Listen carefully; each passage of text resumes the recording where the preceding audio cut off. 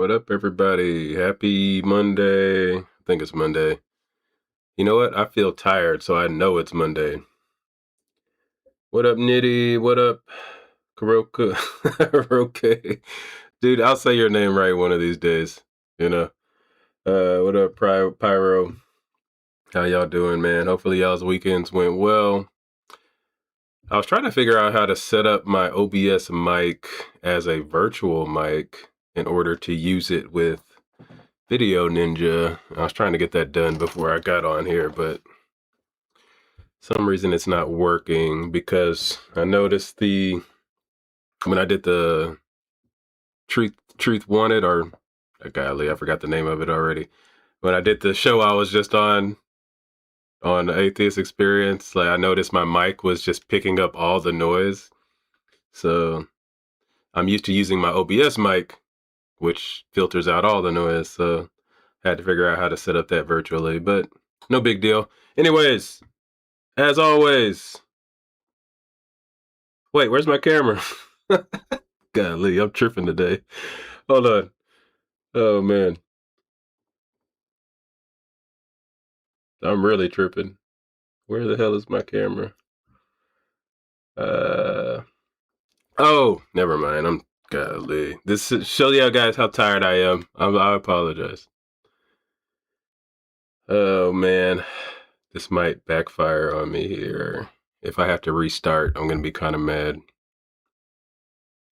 Not really mad, but I'll get over it. But hold on, let's see. Oh, there I am. Hello. As always, I'm Jay. Don't forget to throw away your feelings, open your minds, and question your beliefs. Officially, welcome to you all. Glad everybody that's here that could make it. Open mic Monday, so we're really just going to get right into it. If you have something you want to discuss from the past week or a video you watched this week, this is the time to do it. As usual, people that disagree with me will have longer to talk. If you agree with me, it's going to be a short talk. You know, you're kind of just saying hello. But you know me, I'm always interested in people that disagree with me. So that's what I get excited about.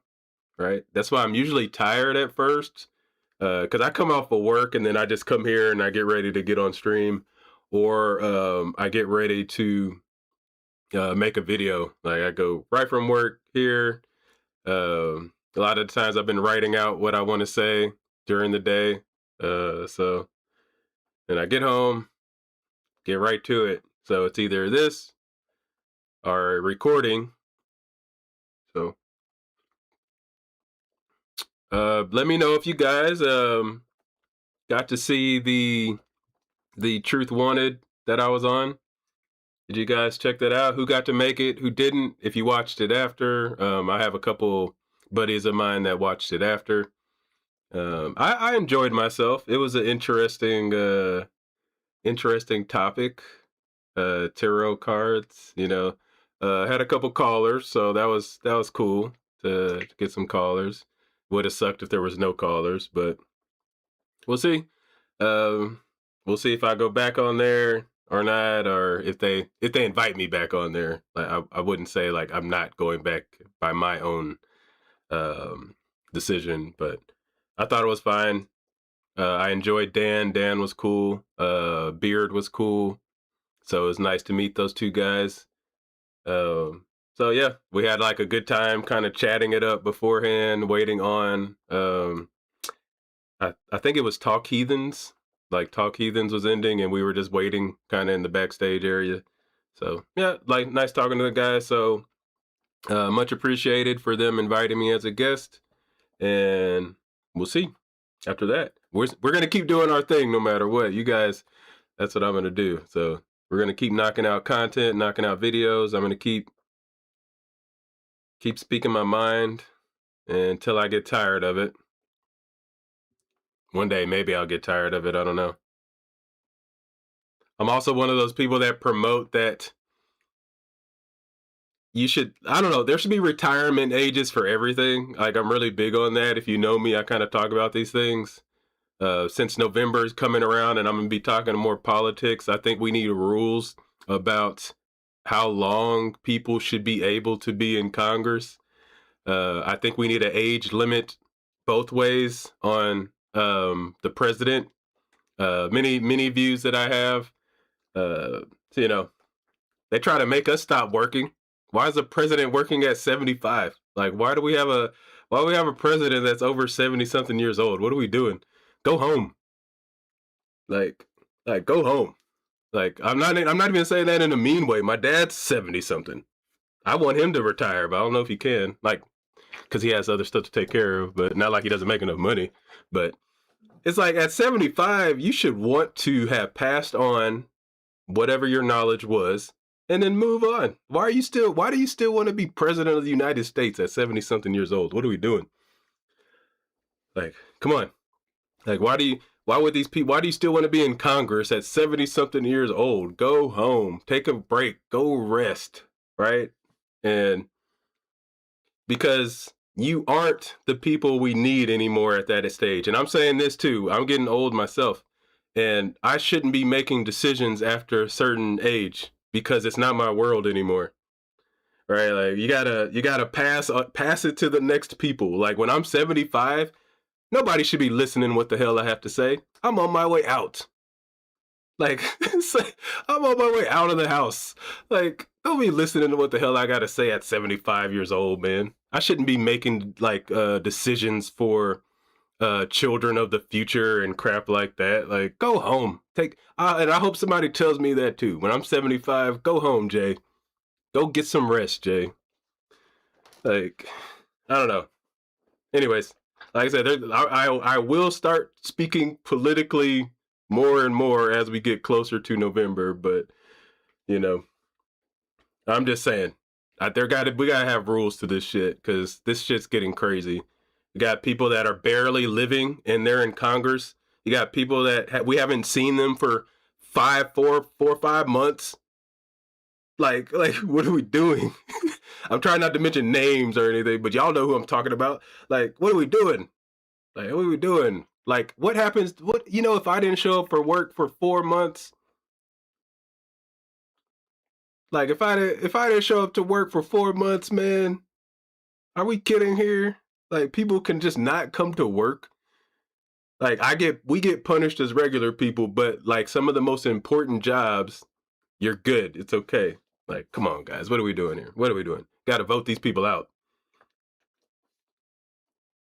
Anyways, I got a wide variety of opinions on how we vote, who votes, not who votes, but how everyone votes and all this other stuff. But anyways, back to this subject. Excuse me. Who's ready to chat today? Let's see. You got two options. If you're a regular, you probably know the Discord. Um, and if you're not, you got the link right there. Hey, TP Seeker, welcome. You said it's greed, huh? Yeah, I mean, I know the answer. It's greed, right? But I'm one of the people where I don't trust that we will always make the right decisions for other people, myself included. So that's why we come up with rules and laws, because most likely people will take advantage of whatever you let them take advantage of. And we know this. So that's why we need to make rules and vote for people that are willing to make rules against their own benefit, right? And that's a very hard thing to do, but it still should be a criteria when you're voting for somebody. Do they only vote for their own interest? That's somebody I don't vote for. I want somebody that's able to vote against what might benefit only them, right? I'm not saying vote to like destroy yourself, but if every vote you have is only about you, you're not my person. I don't want to vote for you. I want to see you be able to give something away, right? And that's like kind of my voting outlook or my voting the way I vote, I should say, where it's like I think we need to educate people better on this, because I do think most people vote selfishly. Like when you go to the polls, most people just vote for themselves and don't think about anyone else. And I think that's a problem. And the reason I say that is because that's what we see. People are always surprised about the government we have. That's who we voted for. So the government that you see is the people. They're just like you. Like you voted for, like you voted for these people. So we got criminals, we got people selfish, we got people taking advantage. Yeah, that's what our country is. Like that. There's no surprise. I don't get why people are surprised. Where it's just like, no, this is who we voted for. Let's change the way we think, and let's change the way we think. That's all I can say. Let's change the way we think about shit, and maybe do a little bit better. Like, stop voting for these same ass people that are from 1950s and shit with that mentality. Also, the reason I'm bringing this up is because we also need to get over this book. We got to get over the book. We got to get over these things. We got to move forward past these things. And the book is part of this. We got to get rid of some of these old ways and progress towards a future that is beneficial for all of us. This book was written for people 2,000 years ago. Maybe it did make their lives better, by the way. I'm not going to say it didn't. Maybe this book made these people's lives better. It's time to move on, right? Time to move on. And that my whole little political speech still ties into the Bible. Time to move on, guys. It did its job, whether it was good or bad, right? Just like our government, some of these people did their jobs, whether it's good or bad. Guess what? Time to go home. Time for us to change guards. Time for us to look towards the future, and time for us to improve. And there's one thing that I realized pretty early. This is how you know you're getting old, is when you start hating all the stuff around you. That means you're getting old. that's the sign you're getting old. So when I hear all these politicians that are like over 70 talking about, oh, the world is this now, I'm like, yeah, you're just old, bro. Go home. Like, yeah, I don't like my kids' music. I don't like the stuff they watch. Like, of course I don't. Like, I'm old. Like, so I shouldn't make rules about what they consider entertainment, Because I guarantee you, my parents did not like what I thought was entertainment either. So it's just like, I don't know. We got a problem. And the way to fix it, a lot of people don't want to fix it. And it's the same thing with this book. We've had this book so long that it is very hard for people to even imagine a world without it. So that's why you get your Christians that come on here and saying, well, the country was based off of Christian morals. What are we going to do if we get rid of it? No, what we've been doing is slowly getting rid of everything in that book. That's what everybody's doing right now, by the way.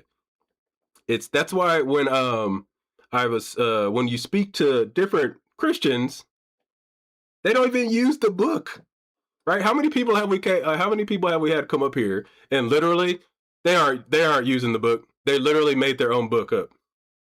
They quote some verses, and then when you stomp on that verse, they're like, well, I don't see it that way. That just means we're ready to get past the book. Like, that's it. That means we all are ready, all Christians too, because every Christian I speak to literally picks and chooses out of the book, which means we are now in a generation, and we're at the beginning stages, by the way. In the beginning stages would be like the last 200, 300 years, maybe, or like 200 years, sorry. No, 100 years. Let's say 100 years. I'm kind of making those numbers, but I think you get my point. We are at the beginning stages of getting rid of religion. Like, I truly believe that, and you see it by every generation. They get rid of a little bit more and a little bit more of what was supposed to be eternal in the Bible, right? Let me know. Come up if you think I'm wrong. This is the perfect time for you to talk, but I really think this is correct. And if you agree with me, you can come up and say a little bit. But like I say, if you agree with me, the conversation is going to be way shorter. But I really think this is what's going on here. We are literally rewriting the Bible as we speak and getting rid of it at the same time. And this could take 100 years or whatever, who knows. I have a video that's like an older video where I asked Christians, what do they think Christianity will look like in like 1,000 years if we're still around, right? It's going to look very different if it's still here.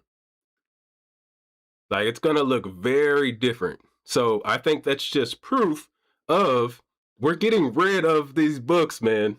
It scares the shit out of some people, but we're getting rid of it. You get rid of it every day. I guarantee you, the first Christian I talk to today, I'm going to go to some verses in the Bible, and they're going to say they don't believe that part. Or they're going to make excuses for it when it's literal in the Bible, right? So anyways, apologetics is basically what I'm talking about in a way, but the apologetics always change, and they get nicer and nicer, or more lenient and more lenient, right? Like, it just continues to go. It's like more lenient, more lenient, more lenient, until literally slavery doesn't even exist in the Bible anymore. Like, slavery don't even exist. People, like, we literally pretend that slavery is not in the Bible anymore. It's hilarious. And I guarantee you, if we went back in time, everybody agreed slavery was really in the Bible. Like, everybody agreed that God condoned slavery. Like, yes, everybody agreed on that shit. Well, when I say everybody, I'm exaggerating a little bit. But most of everybody agreed. And now look at today. We're all pretending when we read this book that it doesn't have horrible slavery in it. Oh, that's because this is our time, and we have transitioned out of our ancestors thinking of slavery just being normal, right? Like, slavery was just normal. So of course people thought that it said there was slavery because it was a normal thing, right? So I don't know. I think all the clues are there for everybody to realize what's going on and just jump on the train, join the train.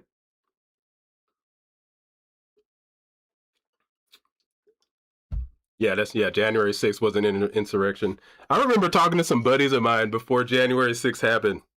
And they weren't really buddies. Let me say this. It's coworkers. So that's not the newest video, by the way. I need to fix that link. And they were discussing with me how Republicans or conservatives would never, ever be violent. And I'm like, hold on. Do you know almost all the history of political violence is a lot leaning towards conservatives? And then I was like, well, conservatives just haven't had a reason to riot yet. As soon as they have a reason to riot, they'll do it, and they'll do it worse. And it's, and it's just like literally like a few weeks later, I didn't know it was going to happen. So I'm not sitting here acting like I'm Nostradamus or anything. Like literally, like the faces those people had when I walked back into work after that happened, it was hilarious. Because literally a couple weeks before that happened, they were saying we would never do anything like that. So hilarious. So hilarious. It was like one of the best moments in my life. Okay, I'm probably exaggerating a little bit, but anyways. All right, what is the newest video? I think it was the one, I forget, I make so many videos sometimes. It was, you guys be sure to check it out too. Mother Teresa. Oh, I would love to talk about that too. If anybody wants to talk about Mother Teresa. Because I'm not gonna lie, when I grew up, she was considered to be like this super awesome duper duper super duper good person. Yeah, that's the video. If you guys want to go check that out, support the channel, all that good stuff. You guys don't forget to click your buttons. Click your buttons. YouTube likes the buttons, so make sure you're clicking on those. But yeah, if you haven't seen that video, check it out. It's one of my better videos, I think, but it's not doing too well, but it's all good. Like I said, the algorithm is what it is. I just make the videos and sometimes they pop off and I don't even know how they popped off. Some of my best videos, I'm like, I didn't even like that video. I don't know how it has 50K views. Like, I don't even know. It's like, it's really funny when I look at my videos. I'm kind of looking through them right now. Like the videos that like have high numbers, a lot of those I'm like, ooh, I didn't really like that one. It's kind of weird. Funny but weird. Yeah, the right actually, yeah, it makes me laugh when they say they're not violent. There was anyways, I don't want to talk about politics too much right now. We can stick to God. I can talk about politics probably more than God, to be honest. I think politics gets people going a little bit more because religious stuff is very hard for anyone to defend. And with politics, it is kind of just about your opinion in a way. So it's a little easier for people to get deeper into that, as to where religion, you usually talk for a little bit, and then at the end of the day, the person just tells you that it's just faith, right? At least that's what I usually see. Except on the Truth Wanted, it was pretty interesting that the guy at the end about the tarot cards saying that they might have a purpose, or sorry, they have something extra to them. He literally answered his own question. I was like, yeah, bro, you got it. Good job. That's what I told him. I was like, good job. It's us. We're the ones doing it. You said there's something behind it. And I'm like, keep going, buddy. And that's what I was saying in the video. Like, that's the look I had. I was like, yeah, keep going, buddy. And then he finally said it. He was like, yeah, I guess it's just us, or something like that. Either way, he came to the conclusion, like, yes, it's us. We are the ones that add to this shit. We are the ones that make the Bible special. Because there is no proof of the God in it. We are the ones that are adding to it. We are the ones speaking for God, right? We're all speaking for God. I'm speaking for God. Even though I don't think God, at least I don't think that God exists. I don't know if there is a God or not. I'm kind of to the point now where I'm just like, if there's a God that wants to talk to me, it would just talk to me. I wouldn't have to do anything because I don't see why. So like, it doesn't make sense. If God wants to talk to me, God can talk to me anytime. So there's more proof of there not being something that can talk to you. So I go towards that route. Like, that's the proof that we have. We don't have to make shit up, right? I don't make anything up. I just go by like the proof. And there ain't no proof. Ain't nothing ever talked to me.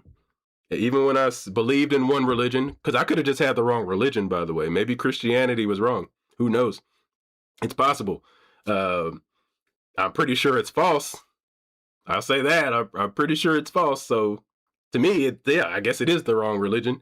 And then, people are always like, "Hey, go read the Quran, and that'll get you." And I'm starting to read that, by the way, because I need to get. If I'm going to talk crap about the Quran, I'm not even saying it correctly. I don't have that accent to say it correctly.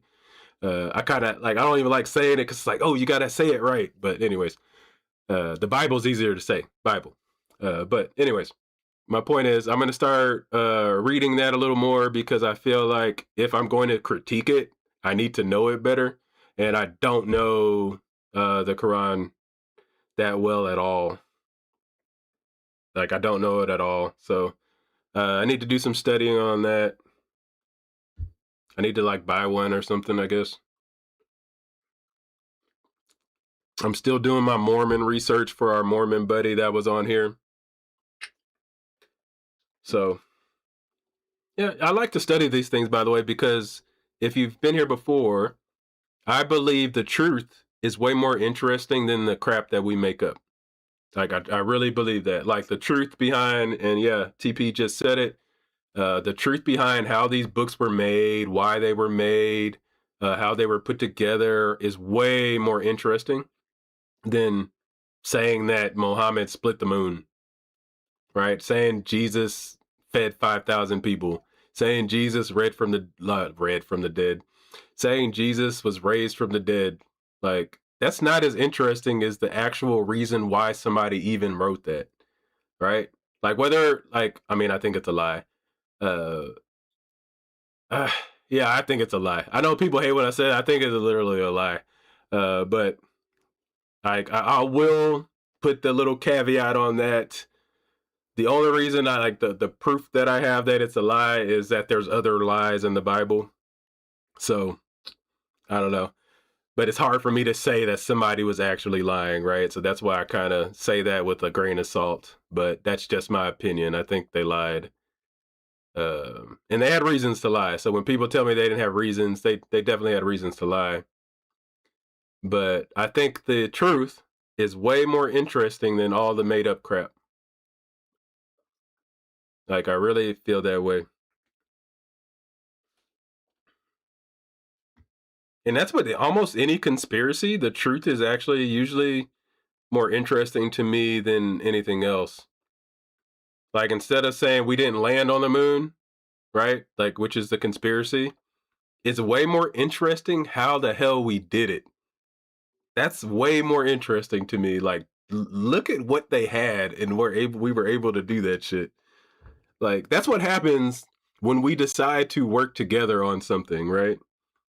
When we decide to work together on something, we can get paper, plastic, and sticks and send people to the damn moon. Isn't that crazy? They literally sent people to the moon on in a damn trash can. That's insane, man. That's truly insane. And that's way more interesting than any other made up crap. Flat Earth, same thing. It's way more interesting, like the reality. Like the reality of what space is, what's going on in the universe. It's way more interesting than saying, hey, we're just in some little glass ball that God made, but you can't see it and you can't see God. And, you know, all the stuff that's going on, they're sending rockets to nowhere. It's all fake. Everybody's just making it up. The whole world is working together to lie. Russia's working with us to lie about us going to the moon. Yeah, that sounds legit, right? Russia, China, all those, we're all working together. They're just pretending that they don't like each other. And they said that we went to the moon just to help us. That's what Russia and China would do. 100% correct. So crazy. Yeah. Anyways, I think they had me for, it was like a few days. Like like the first time I ever saw some flat earth stuff, I remember going to work. I used to sell cars back then. And I remember telling one of my buddies, bro, I was like, hey man, did you know that all of the photos from space are fake? I legit said that. And I had just read something. I think this is back when Above Top Secret was like a big thing. I don't know if you guys know that website. I don't go to it anymore, but there's a website that I used to go to called Above Top Secret, and they had like all the moon landing stuff being fake. And I remember going to work like, bro, yeah, hey man, I gotta tell you this secret. It's like I said they don't really have photos in space, man. They're all made up. All the photos are made up. I can't remember if my buddy believed me or not.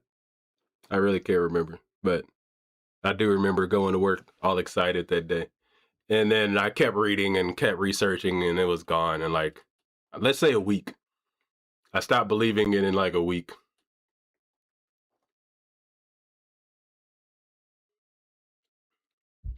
But they had me for a second, man. That's what happens though when you're uneducated in an area. I was just totally uneducated when it came to space, moon landings, that kind of science. That was me. And that's okay, man.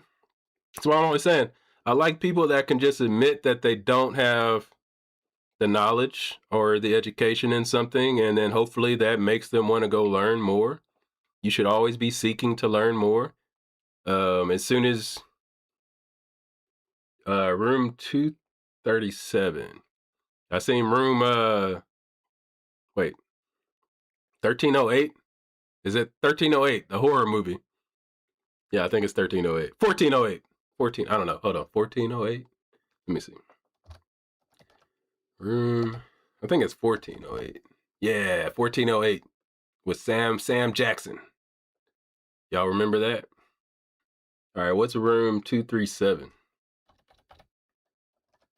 Room 237. 2012. A new maze, one endless detour, and dead ends. Many ways, but no way out. Interesting. Is this like back rooms? Like some backroom stuff. I ain't seen the new backrooms yet. Hey, I'll watch something like this. No joke. Excuse me. Yeah, I'll watch something. I'll watch this kind of stuff. I said I stopped believing in it. It's more entertainment. Like when I go watch, excuse me. Like when I go watch Flat Earth stuff, it's literally just entertainment. And I still watch it. I'll go watch it just to see. What's the guy's name? Is it Flat Earth Dave or something? There's a few of those guys.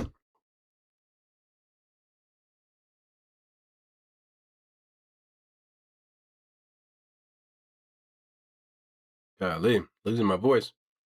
Do you watch archaeology shows? My wife likes to watch a lot of the Discovery Channel stuff, so sometimes we'll kind of chill and we'll watch that as well.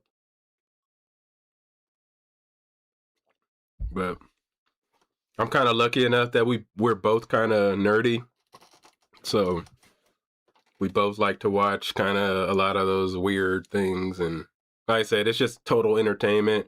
We both used to be super ancient alien geeks. Ancient Aliens used to, like, that was our religious video, our show.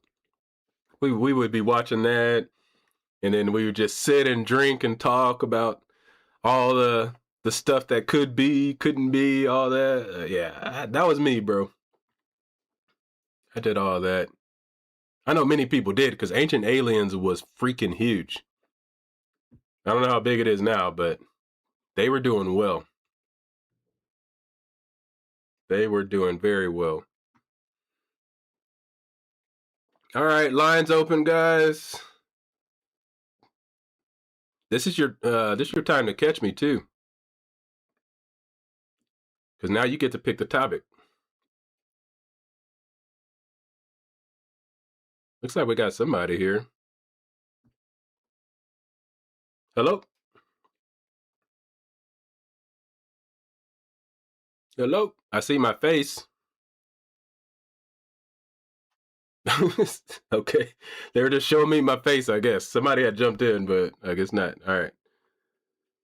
I just saw them looking at my screen.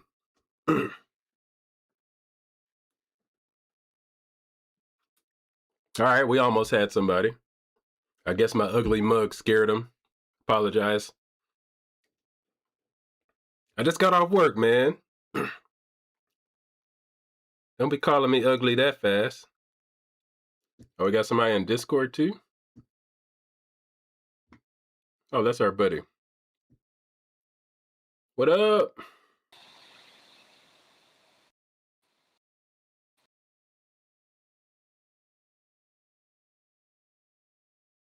Yeah, they're there. I think they just got to get their mic fixed or something. Room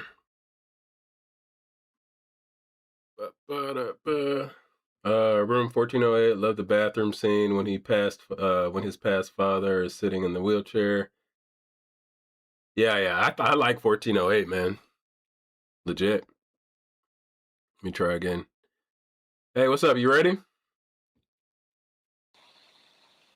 Yo. All right, they keep booting themselves. Guess they're not ready yet. Just send me a message when you're ready. Atheism, actually. Can't remember if your name's Anthony or not.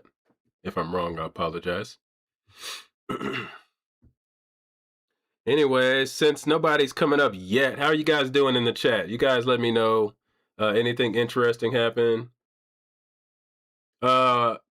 If you need to, yeah, Anthony, if you want to just jump into the Video Ninja link, just do that. That seemed to work last time.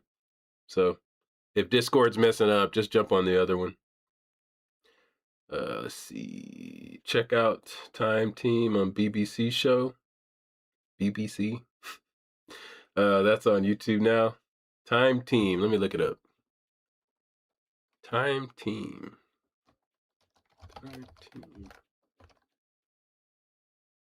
Unearthing King Alfred's Lost Fortress. That's the first thing that popped up.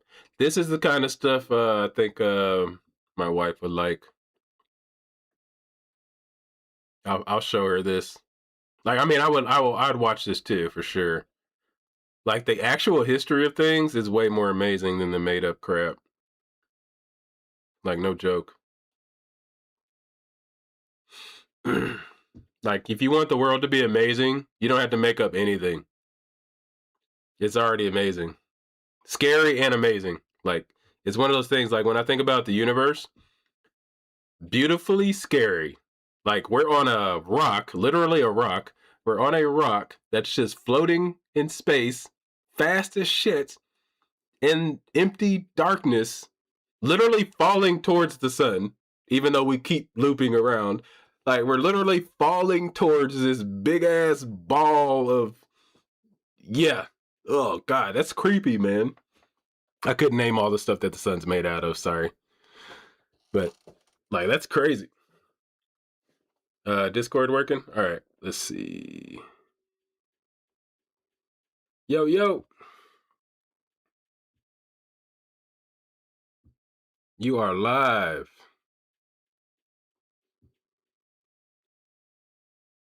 You're still live. You're live.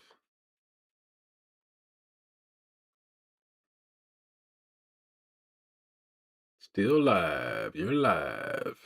Microphone check. You are on screen. Hey, Will Clark. Welcome. Thank you for joining your first stream. Thanks for saying hello. I'd like to meet you guys.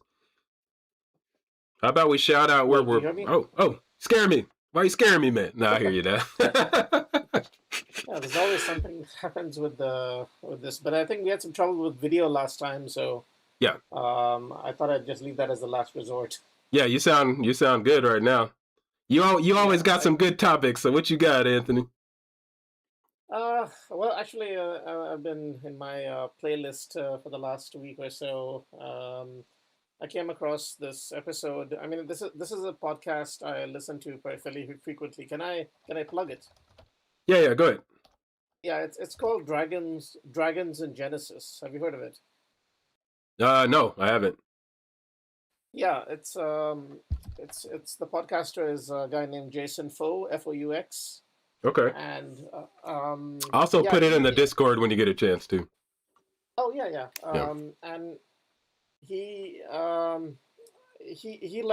pretty well versed in the Bible and is like very good at finding sort of like comparing different sections of the Bible and figuring out these sort of like reverse engineering, I guess, many of these ways that Christian apologists kind of find foreshadowing and things like that, but like in a more comparative scripture kind of way. Like to give you an example of the thing that's right now on my mind is this thing where he was comparing Peter's denial of Jesus thrice Hmm.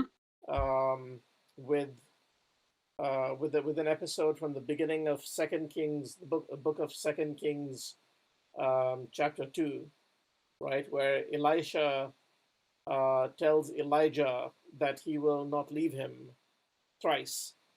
Okay. It's a very interesting like parallel, and there's so many of these parallels between sort of the Old Testament and the New Testament. Of course, you could argue that that is some kind of supreme mind could just orchestrate these to be like actually repeated in the real world. Yeah. Um, Yeah, but I've heard but that before. And I think it's more yeah, of what's more likely that these people knew stories that they tried to either one up the story or uh, do the exact same story for the person that they thought was special. And I think yeah, I think that's the more reality. That's something we could prove that happens. The other thing we can't prove. So yeah. I mean, like literally in the New Testament and the Gospels, they kind of call out these similarities. They literally ask like, "Are you Elijah?" They compare him to Elijah. Can you call down fire from the heavens? That sort of thing. So basically, it seems like two of the main prophets they try and compare Jesus to are basically Elisha as mhm. like one unit, and to Moses. So there are all these like parallels to Moses, like doing miracles involving water, surviving the massacre of the innocents from Herod killing all the babies, that sort of thing. Fasting 40 days and 40 nights before beginning his ministry, that sort of thing as well. Before, just like Moses fasted 40 days and 40 nights Yeah. before giving the law. And on the other side, on the Elijah side, you have this for one thing. Elisha side, you have this. Then you also have the food multiplication miracles as well, right? Like the Elisha uh, divided. Well, first of all, Elijah also did food multiplication miracles, but like not specifically with bread, with I think like flour and olive oil or something like that. And Elisha specifically, I think it's like Second Kings 18, if I'm not mistaken, or Second Kings there's 18. an episode where Elisha splits 100 loaves, 20 loaves among 100 men. Yeah, I'm pulling it up now. Have you heard that? Heard of that one? Sorry, No, yeah, I it's know which one you're talking about, but I just trying to make sure we have the right one. yeah, Second Kings chapter 4. Uh, I think somewhere towards the end of the chapter. Yeah. So that's another like interesting parallel. It's like, Yeah, and the and thing yeah. is, it's like they have pretty much the same like everything almost. Maybe not as much detail, but basically they have the whole thing of like having a small amount of food. The this Elisha servant questions like how can small amount of food feed so many people? Elisha does it anyway, and Yeah. then they have leftovers as well. So this is the sort of like the type the pattern that repeats itself in both of Jesus's food miracles, namely the feeding of the 4,000 and the feeding of the 5,000. Yeah. So yeah, this is another like one of those parallels, and of course the raising of the dead, which both Elijah and Elisha did. So yeah, these are like it's not hard to imagine someone saying like, well, Jesus is surely greater than Elisha, than like Elisha, and if they could split 20 loaves among 100 people, Yeah. surely Jesus could split like 20 loaves among 1,000 people. No, he could split 5 loaves among four Yeah. thousand people. Yeah, it would That be type more of weird snowballs. if he did it in a less majestic way. Like I think that would have been Yeah, weird. It's like that would have been weird. yeah, Like if Elijah yeah, had did it to 500 people and then Jesus just does it to 2. Like that would be weird. But nobody's going to do that. right? Like you're not gonna make up the story like that because you're saying Jesus is the man. Yeah. What do you think about? Oh crap! Did I just lose it? I just had it. Uh, shoot! We were talking about stuff Jesus does. Crap! I'll think of it in a second. Keep talking. I lost my train of thought. It was another Um, it was another parallel I was thinking about, but I totally lost track of it. oh, I mean I mean that's the main thing I wanted to bring up. Like the Dragons and Genesis podcast is something I highly recommend. Jason, as far as I know, he's not like a scholar as such, or maybe he is and hasn't publicized his credentials. Okay. Um, but yeah, he's definitely very well read and is like knows the Bible inside out. So yeah, it's a pretty good one. Oh, And I also figured there's out the what I was gonna say. Thank you for keep talking. I love when people keep talking because then I can remember. All right. So my thing was, what do you think about this? I was thinking about this when you were talking, where you know how nowadays they say that we do the same movies, remakes, everything over and over again because nobody has any new ideas. Mhm, Like I think that is like the same kind of environment that was going on with like the Bible and repeating other mhm, things that they heard from like Greek culture or cultures from previous before that. Like I think it would have been yeah, amazing to live back then and know the stories that were 200 or 300 years before then.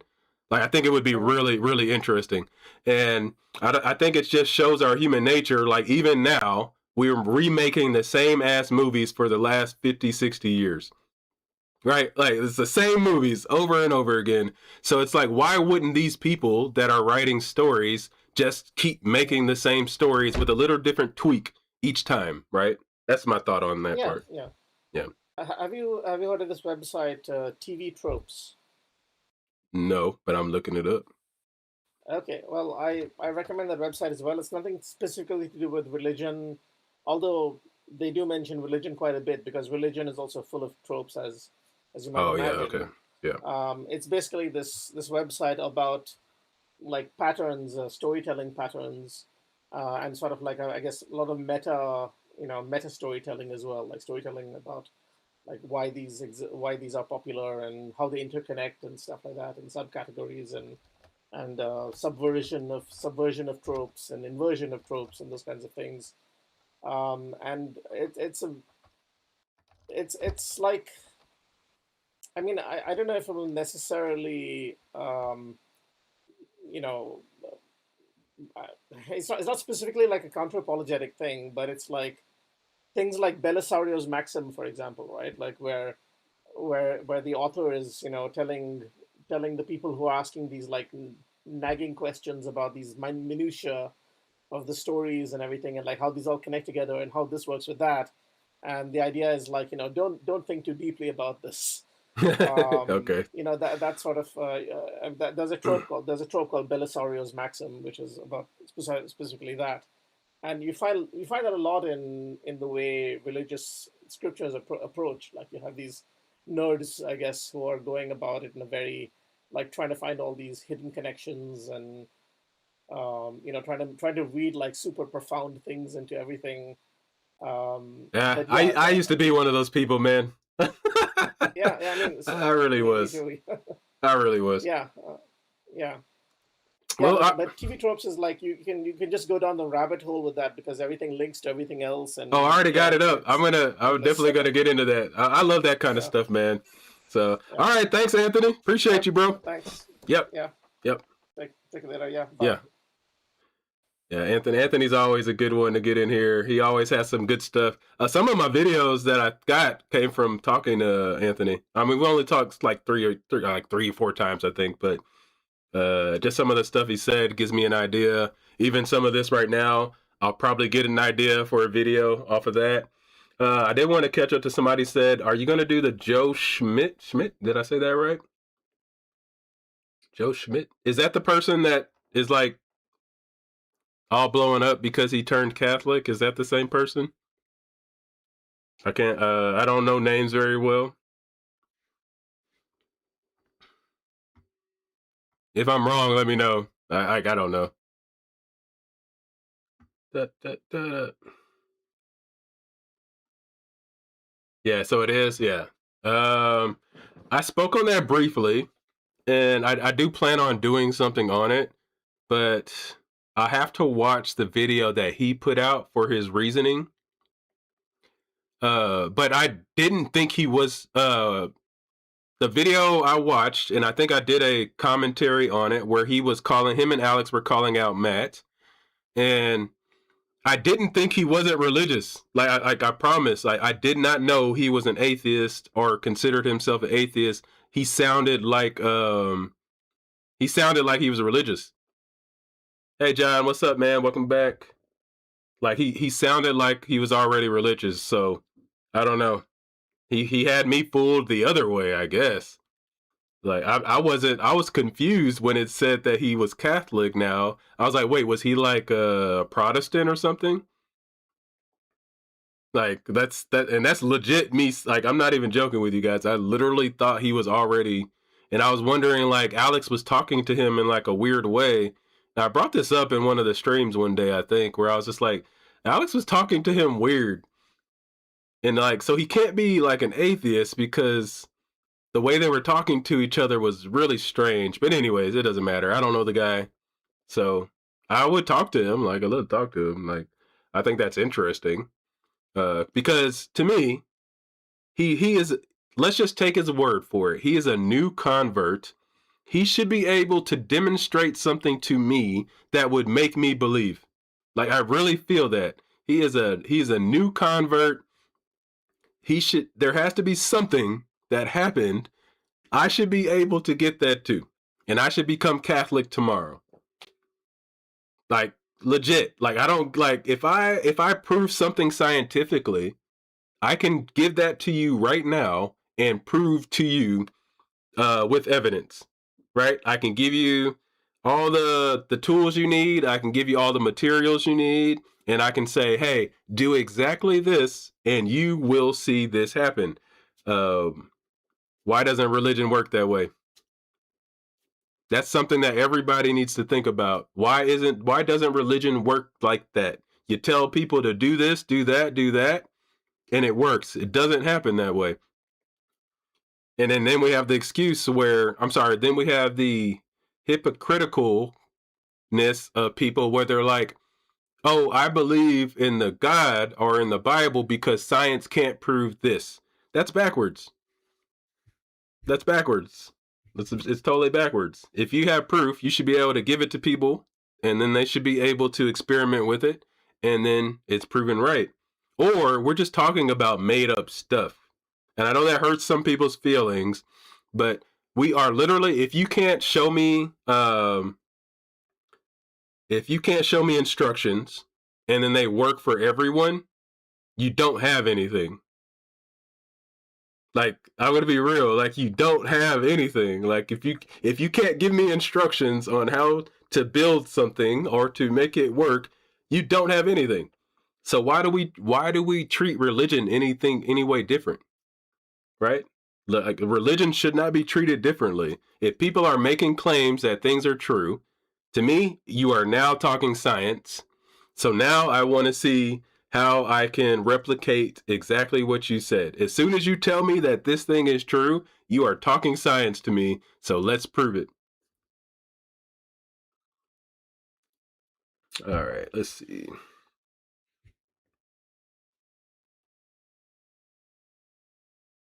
Yeah, flat Earth. Yeah, we were just talking about flat Earth. Lines open if anybody wants to join.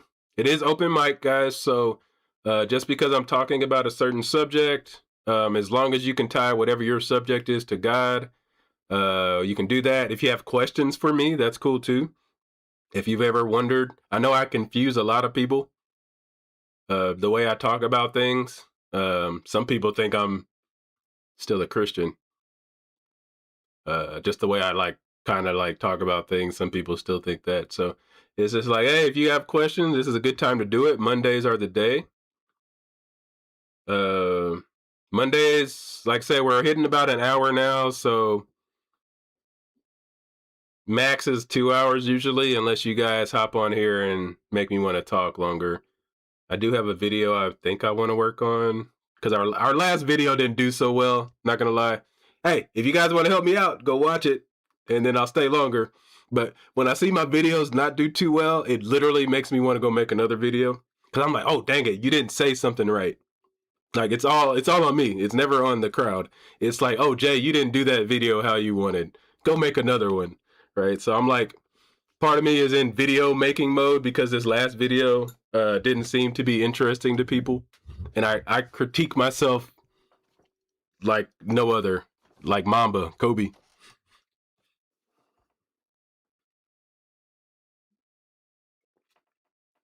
But anyways, I know some of you guys like arguing in the chat, man, but you can just come up here and argue with me. Also, there is an idea that was floated to me about allowing it. I don't know how good this would go. Allowing people that are kind of having a conversation in the chat to come up on stage and discuss things. I'm okay with that. It would be interesting to me, and I would kind of moderate the two people that were arguing in chat. I'm adding on to the idea. This wasn't the exact idea, but I like to think of new ideas. So I think that might be cool. Like if there's like two people arguing in the chat, and then it's like, hey, jump on stage. You guys want to talk about something? Let's jump on stage. Let's talk about it, because typing and reading, you just don't get all the information. So I don't know. I'm floating that around. Let me know what you guys think. I think that'd be cool, and it wouldn't be every day, but it would be like I think the person that was suggesting it on Fridays, was it Pyro? Who was suggesting that? I want to give credit where it's due. I don't know if it's Pyro.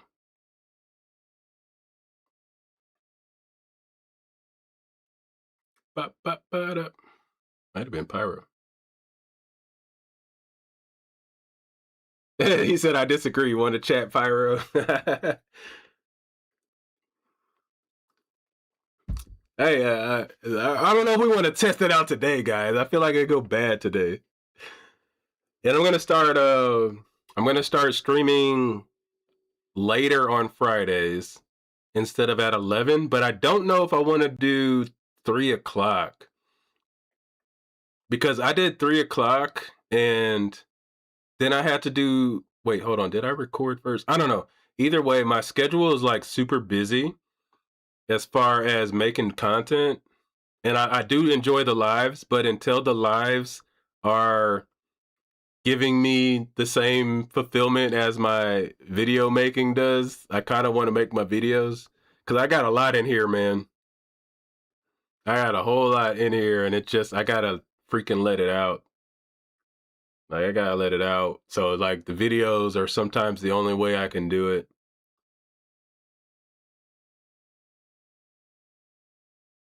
But maybe one day this takes over. We're growing pretty fast, so I definitely appreciate. We're almost at 6,000 subscribers already. Like, that's way farther than my goals were for this year. So I definitely thank you guys for that. I know that's cliche or whatever, but thank you guys. I'm not gonna sit here and do tears for you guys, but I still thank you. I'm not gonna do the whole, what do they do now? Right. I'm not gonna do that. Sorry. But I do appreciate everybody that's been helping the channel grow, and it's definitely growing. And I think we're getting our mission out there. We're getting our talent out there, my kindness out there. I hope to add a little more kindness to this arena. That's what I hope for.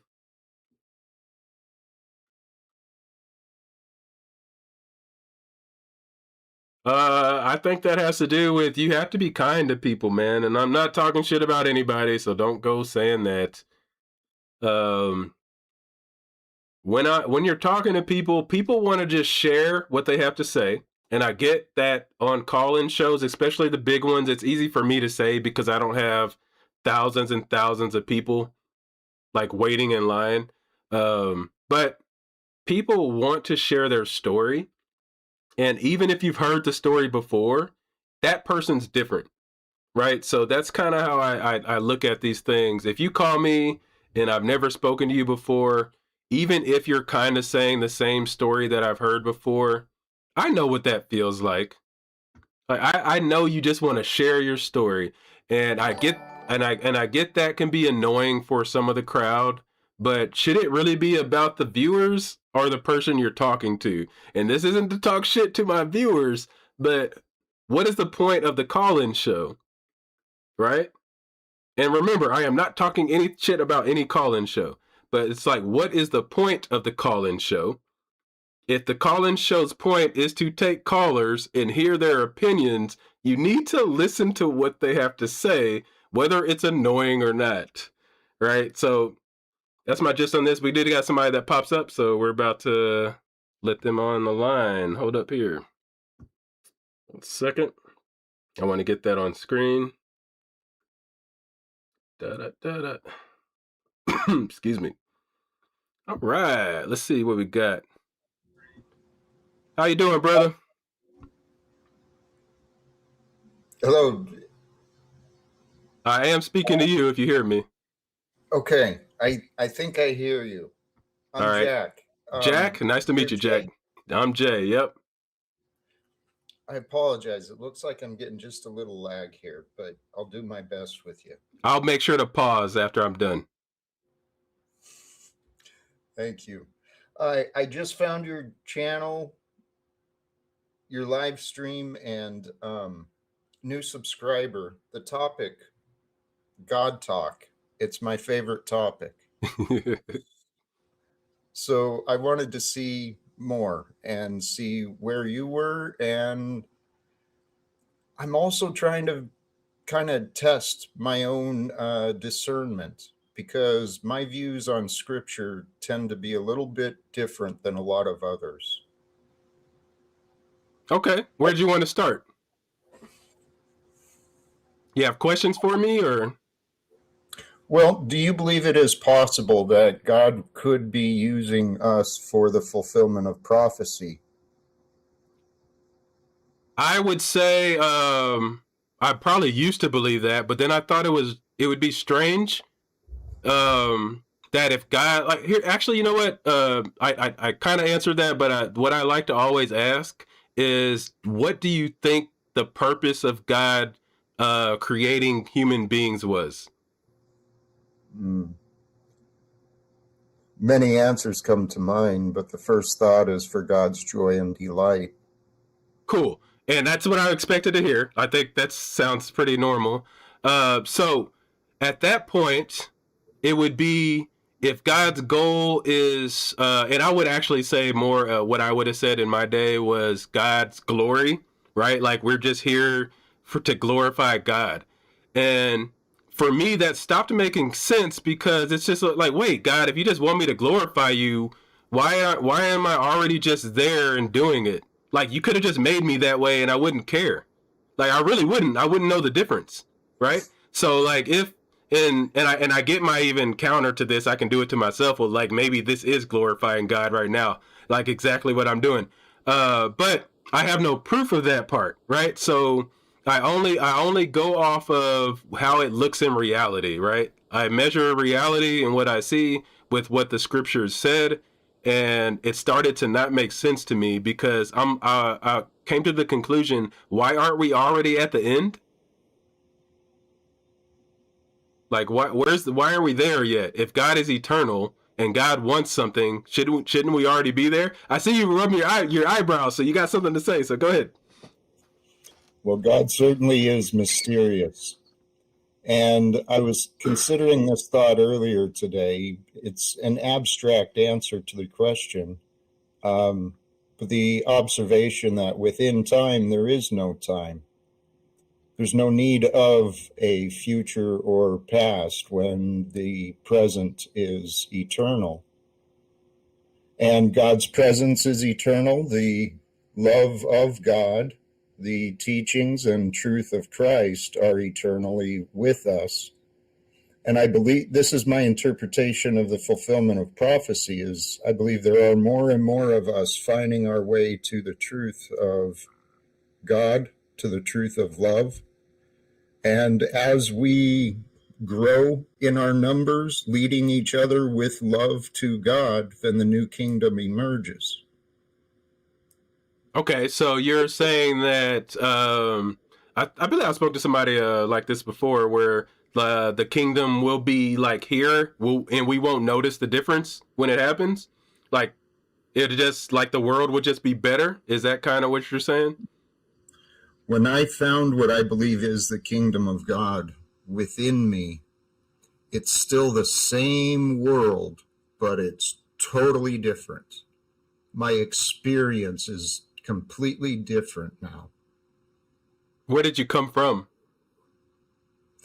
I took myself through hell with alcoholism, depression, all sorts of unhealthy choices and habits. Would you say those things are unhealthy because of the quantity or on their own? The gambling, the lusting, the porn, all those things, those are unhealthy on their own. Okay. Because how I would say it a little bit differently, because my conversion was backwards from what you're saying. When I got away from the Christian God and Jesus Christ and started realizing that those things weren't exactly true, I realized I was still a good person. That was my first realization.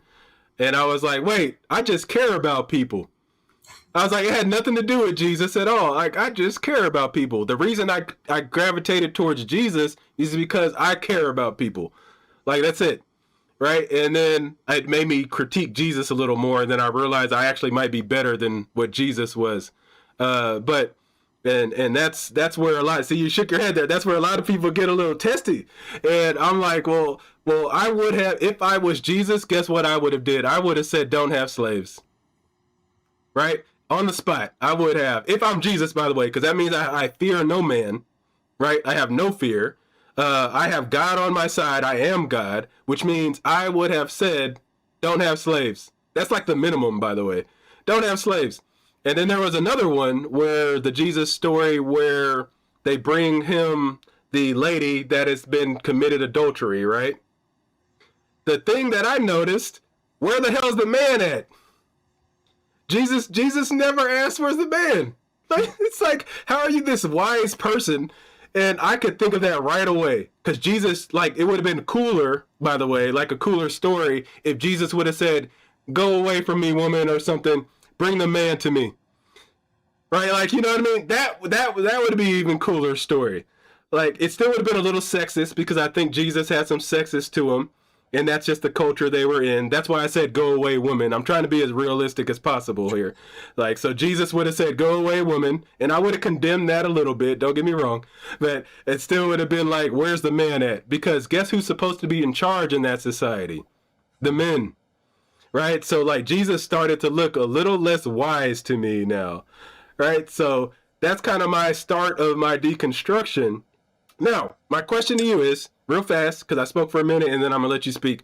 Do you think, because I would agree with you in a way, that we are literally just making up the God part, and it's literally just us doing things, reaching for something bigger than us, and like there really is no God thing out there. There's no God. And I hope you disagree, because I like people to disagree, but it's just like there's no God out there. It's literally just us trying to find a reason to be kind to each other and survive, because we found out the best way as social creatures is to probably take care of each other. I spoke for a minute, so I'm gonna let you speak for a few minutes, so go ahead. No, those are beautiful questions, and it is interesting. As I said, I just discovered you tonight, so I don't know your story, but I didn't grow up with the church or the religious dogma. I resisted the idea of God for a long time, even when I had like a spiritual awakening or a shift in my consciousness. And similar to you, I came to the conclusion, hey, I'm not such a bad guy after all. I mean, I care. But my life, I I lived without without the belief in anything greater than me. And because I didn't have a belief in anything greater than me that was with me, I felt completely alone in this world. Even when I had a family and even when I had people who cared about me, I felt completely alone. And after I started my path of sobriety and started recovering my character and stopped lying to myself, I started to really wonder about who I am. Okay. And I've come to the conclusion it's just slightly backwards of what you're saying, and I won't disagree with what you're saying, though. We come up with all the explanations for everything, including God, we being mankind. But I've actually come to the conclusion that this is only real to us here on earth. I think God is more real than we are, actually. Okay. So this is my kind of deconversion process, as to where I only go off of the things that make sense in reality. And then I don't find where we could even know what God would want. Like this, like I'm kind of fast tracking. And then that's what made me believe, and this is before I just said I don't believe any of it. I literally was like, wait, the Bible can't be true, because the Bible says that I can't know God, which means anything written down in the Bible can't be from God, right? So what is your take on that? Do you think the Bible, or any book, I'm just talking about the Bible, do you think any book really is speaking of God in a factual way? I think it's pointing at God. I've come to know God, the idea of God and the idea of truth. To me, they are one and the same. So in truth, that is the power that rules us all. How do we find out truth? That's where the Bible describes it as a Holy Spirit, and there's a life of intelligence that's within us, that's behind and aware of all of our thoughts and all of our feelings, and that it's in that the Holy Spirit, when you're in a calmer state, your mind can put the pieces together, and that's where the truth is starts to be known. You know what that sounds like to me? What's that? Emotional intelligence. Yes. Right, but I'm saying, like, it's one of those things again where we have the real thing here, and then we add on something because it can't be that simple. Right? So it's just like, I think that's what we're doing as human beings. It's like, well, the answer can't just be nice to people. That can't be it. Like, so it's just like, there has to be something else, right? Well, I see you shaking your head, but I don't know if you agree. Like, so what are you saying God is? Maybe that's what we need to get to. What are you saying God is? God is, it's a paradox. God is not a thing, and yet the essence of God is within everything. Okay. Do you feel, when you say everything, do you literally mean animals, trees, planets, stars? Energy, light, okay. The awareness. You would be part of, and I don't know if you were here earlier in the stream, where I said that we are literally rewriting the religion history at the moment. We are at the stage right now where I won't be here. We'll be dead. But 100, 200 years from now, I can only imagine what the Bible will look like, or what we call the Bible will look like, because, and this is not a dig towards you or anything, I think we all are doing this, is changing what we see is called religion into what we think it is as in our society. So our society is totally different than 1,000 years ago. So our Bible should look different. Like, it really should. It should look totally different, just like their Bible. That's why I don't judge the Bible like that. I only judge the people that try to make what they did in the past good now. Right? That's when I'll judge you. Like, if you tell me that you thought slavery is good in the Bible, I'm going to judge you because you, as a 22nd century now? You as a 22nd century person should know that slavery is probably bad. So it's just like when you go and tell me that the Bible was correct on slavery, now I condemn you, not the Bible. So that's kind of how I go about that. So I think you would be part of what I'm talking about as to where your thought process, I necessarily wouldn't get rid of somebody like you in my society. I just want people to be able to transition to the next stage. Now, whether you eventually would get to the point to where you're like, hey, this book is totally wrong, there's no God, that's not my job. Like, our job as a society is to gather up the people that want to do the best for the most of us. And that's what I try to strive to do, is just gather the people, regardless of whatever they believe. I might argue with you, by the way, but regardless of whatever you believe, can we go forward into the future and make crap? I'm just going to curse for a second. You're too nice to curse. So it's just make stuff better, right? So it's just like, that's kind of my logic with these things. So it rubs some people the wrong way because I'm not mean enough, and I get it. And then it confuses other people because they still think I'm Christian because I'm too nice. So it's a really weird dynamic that I have to try to deal with, because I really wouldn't condemn what you're saying, but if me and you were talk long enough, I would challenge you a lot. Right? Like, this is our first conversation, and I always say my first conversation with people is way different than the fourth, fifth, sixth. Like, if we became true friends, I'm dogging you a little bit. You know what I mean? I'm gonna be like, hey man, where's this guy at? What are you talking about? You know? So, I'll let you speak a little bit now, man. Well, what you said about going forward, before I actually even kind of accepted myself into any religious identification, 1,000% with you. People need to be good. They need to be kind. And it really is that simple. But the society we were born into, it's built upon lies. So I was actually inspired by Jesus and the stories of him before I even kind of believed in it. But I was inspired by the idea of being fearless.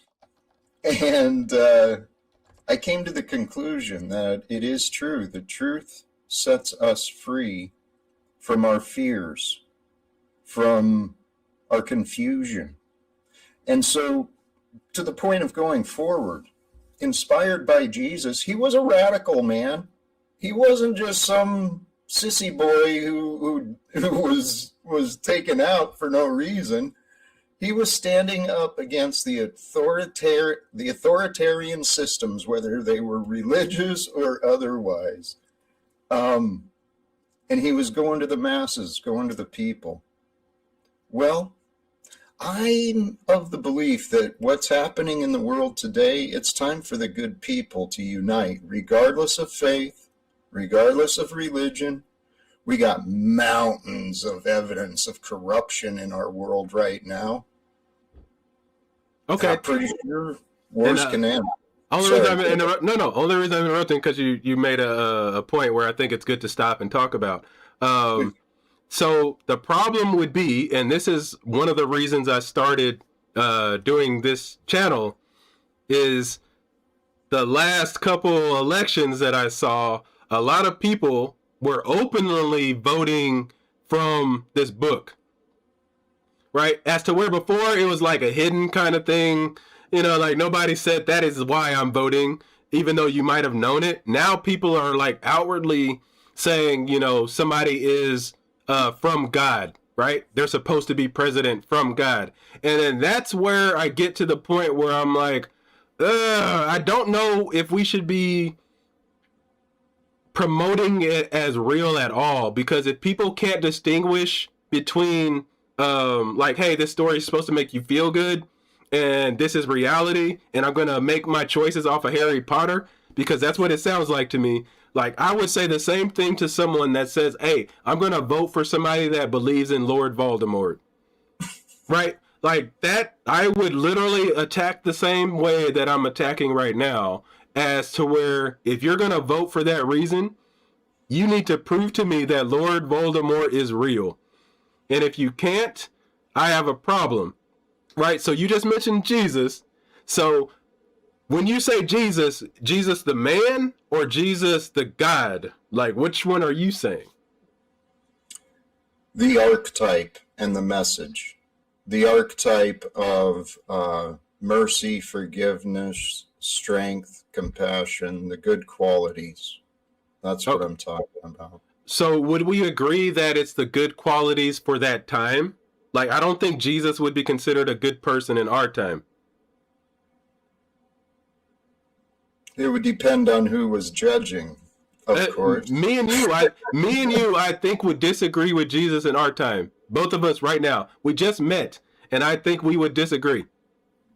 I don't. Not the way I've interpreted him. So when Jesus says, keep following the laws of Moses, you don't agree with that, right? Well, if the laws of Moses are interpreted as the 10 Commandments, sure.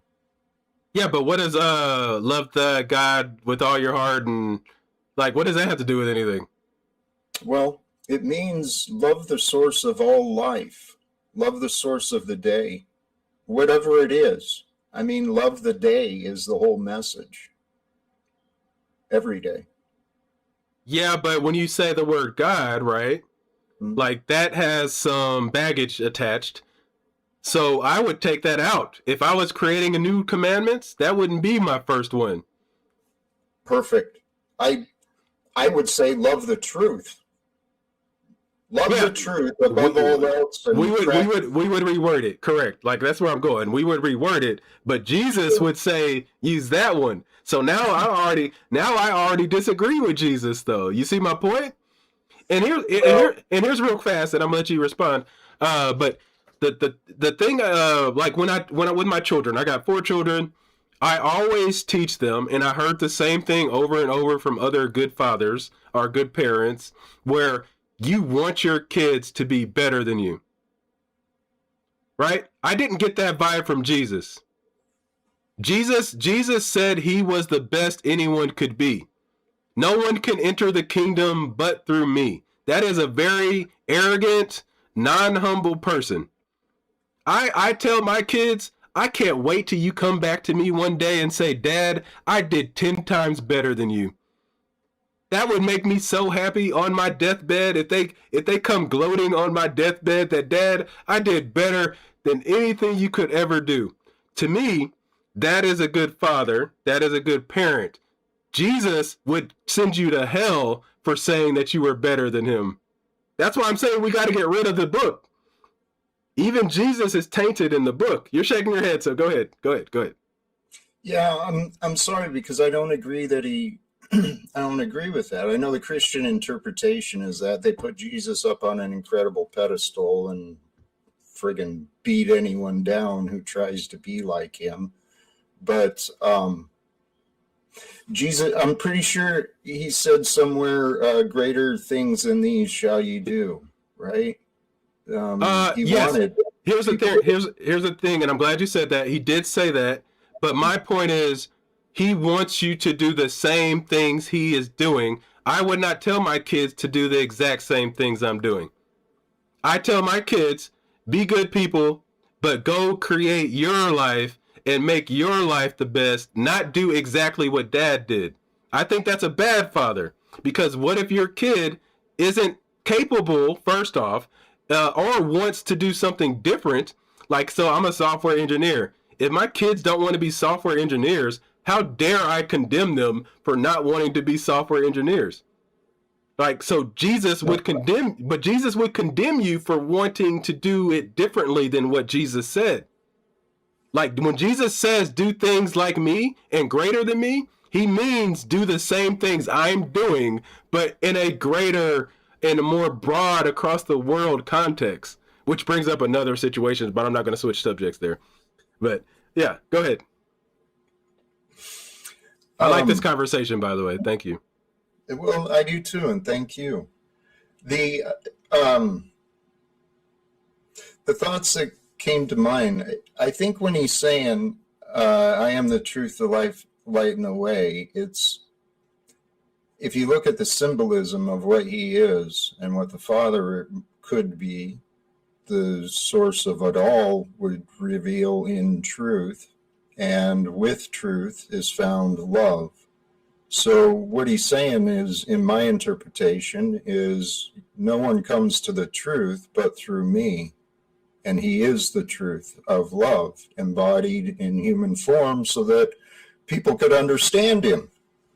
But the religion's got it all twisted around. What I think what he was saying about following him too, it wasn't, I mean, it was be a fisher of men. It was turn others to more blessings, more light, more life with them. And what he was really teaching is how to go within to be with the Holy Spirit, because there is this unformed form of us that's greater than us. Okay, 1 second. Because remember at the beginning where I was saying, I guess it's a little weird because you're not saying Jesus was literally God, right? I think that's what I heard. Like, correct me if I'm wrong. Right. So now I'm viewing Jesus as just another man. Okay. Right. So now I'm grading him on other man criteria, which is if Jesus as a man is saying be exactly like me, I don't want him in my society. Because once again, I need people that will allow people to go to the future. If you weren't here earlier, by the way, I said when I'm 80 years old and I'm trying to make rules for people, I hope somebody tells me to sit my ass down. Because I'm not the future anymore. Like, I'm not. Like, I should have done my job, which I think is all of our jobs, is to pass on our knowledge and allow the younger generations to move forward.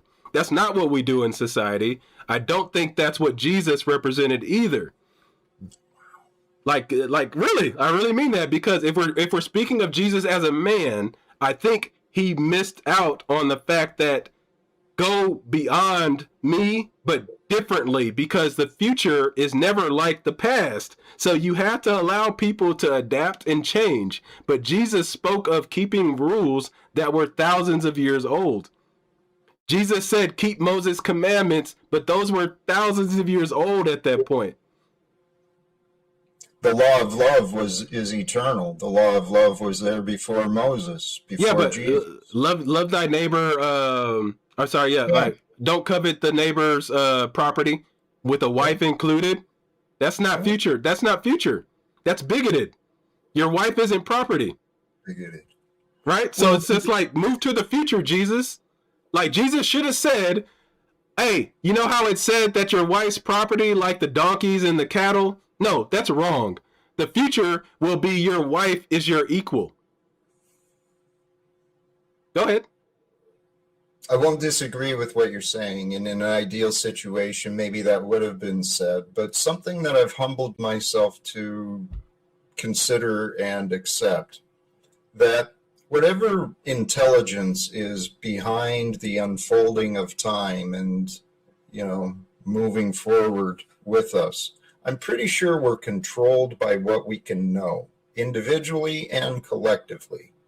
And so I've realized in my own growth and path of development, I wouldn't know an answer until I knew it, right? And it wasn't up to me to decide the time. So I say that long answer. I'm pretty sure that time and all things are controlled by God. It wasn't time. Well, see, now we sorry, I'm muted. Now we jump back to the God part. So Jesus is a man that is tapping into the real God. Is that what you're saying? Am I tapping into God? When you are with love and truth, yes, Okay. you're So the living truth. I asked that for a reason. So I think getting rid of Jesus is love. I don't think Jesus stood for the love that we need now. So is that still godly? Well, it's okay for you to be wrong, for sure. I like that. I like you now. Okay, good. I like you call me out like, all right, cool. So why am I wrong? All right, go ahead. Well, because it's true. We're not here to be uptight and at war with everyone. We're not here to be carrying guilt and shame or paying for every single thing. That's society's creation.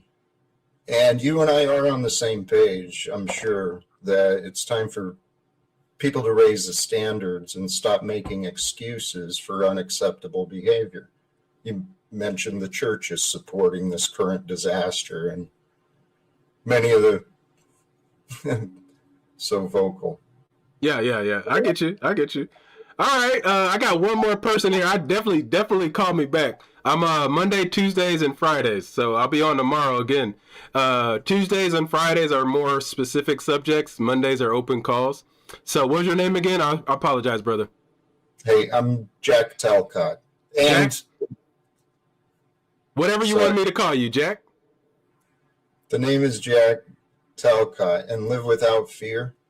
That's the message I promote and share. Hey, that's you know Mamba. You ever heard of Mamba? The candy? No, that's funny. It is a candy. But hey, I call everybody that says stuff like that is Mamba. Kobe Bryant was known as the Black Mamba, and he was just ruthless. And he just went into things without fear. He'd take that last shot, no matter if he missed 10 of them beforehand. So I'm with you on that. I call that Mamba. You can call it that, and then we'll go from there. Thank you, brother, for calling. Appreciate you. God bless. All right, bye. Yep. All right, we got another one here. Hello. This will be our last one. It's getting a little hot in here. Nelly, getting hot in here. Hey, Patal. I don't know if you can hear me, but I had to time you out. I've never timed somebody out, by the way. I don't know. What you said seemed a little rude, like a little too rude. So, anyways, I guess you can I don't mind when you say stuff towards me, but I don't know. Don't be saying that kind of stuff to people in chat. Like let's be reasonable here, because I would have banned somebody also for saying something like that to you, by the way. Like I don't want anybody talking to each other like that. I don't want anyone wishing bad things on anyone, whether it's a religious person or not. I don't want to hear that crap. We're better than that, man. So calm down. Like I said, throw away your feelings, please, and move on. All right. We have somebody. Let's see. Can you hear me? Hello.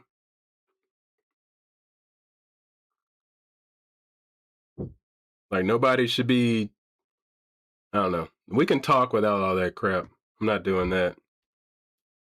Not wishing bad things on people or anything. That's childish. So, like I said, I'll talk some crap and we can argue, but saying bad things are going to happen to people is kind of like, all right, say that to me, I guess. I don't care, but don't be putting that in the chat. If you're not here, I'm going to drop you. Are you here? I see you messing with your mic, so it looks like you're trying. So I'm going to give you some time since it looks like you're active.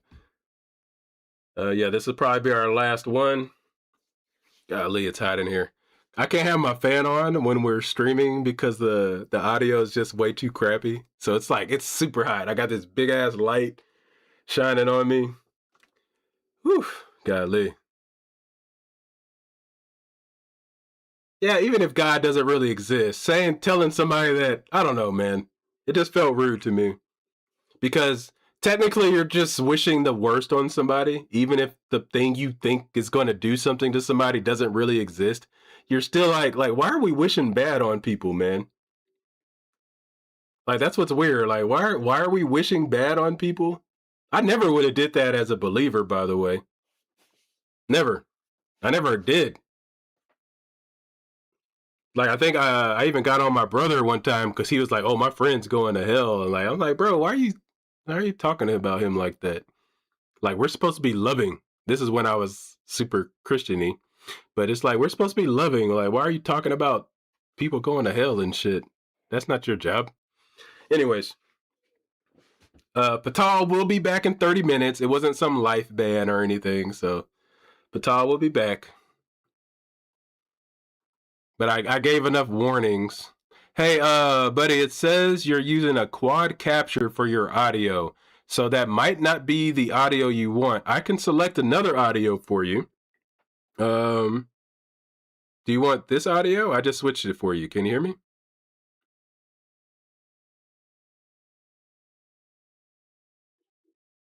Oh yeah, I gotta ask you for permission.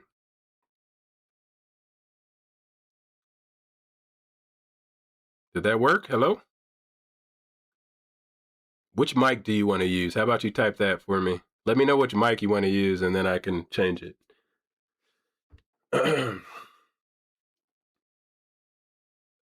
Also, guys, don't forget to click your buttons. If you want to join our Discord, can I get somebody to post the Discord in the chat? Everybody's welcome in the Discord as long as you're respectful.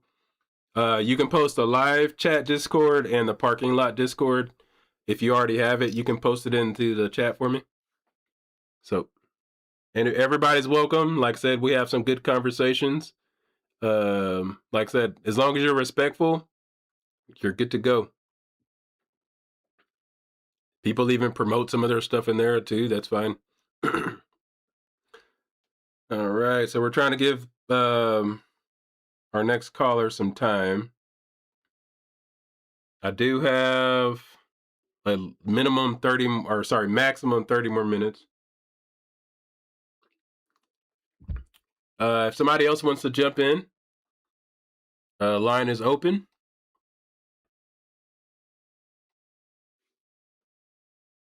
Line is open. Yeah, let me post the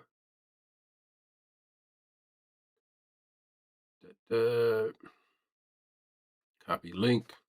Yeah, so like I said, everybody that wants to join, we be hanging out afterwards in the parking lot. So after the stream, you can go to the parking lot, say some things, continue conversations, all that good stuff. So everybody's welcome to do that.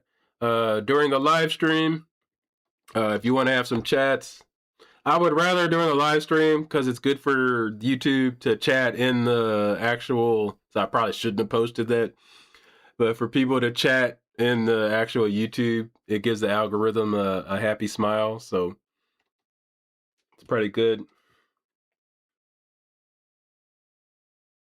Are y'all talking about slavery? I love talking about slavery. Hey, if somebody wants to jump in, slavery's a funny one. I think slavery's obviously in the Bible bad. I don't know. I don't even know why people still defend that at all. Slavery's in the Bible. It's bad. We know it's bad because God rescued the Israelites from slavery. So we know slavery is bad. It's in the book. Like slavery in the Bible is for real and it was bad and God knew it was bad. That's why God said don't do it to my people. Conversation over. It's literally that easy. There's no conversation. God saved people from slavery, which means slavery was bad, which means slavery was still bad because God said, don't do that slavery to your own people, do it to other people. Come on, guys. We got to be more honest about this book. Just be honest about it. You can still believe the shit all you want, but stop lying about it. It's so obvious. No, it's obvious. No, it only stopped chattel slavery for its own people. That's it. Like, it's in the book, man. Just read it. Read the book. Read the book. Read the book. It says it.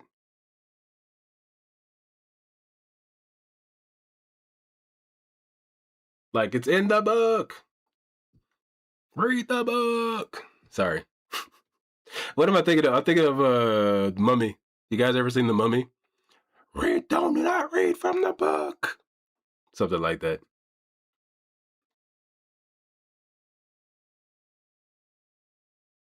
No, I'm not going to do the whole forms of slavery type thing. I'm literally saying God saved Israel from slavery. So can we all admit real fast that that was bad? Right? Like God said that slavery is bad. I'm sorry, God didn't condemn, God punished Egypt, right? God punished Egypt for putting his people in slavery, right? We got it? Everybody's good there. So we know that slavery is bad. So now we just take the next step. What does God say in a couple of chapters, or sorry, a couple of verses later?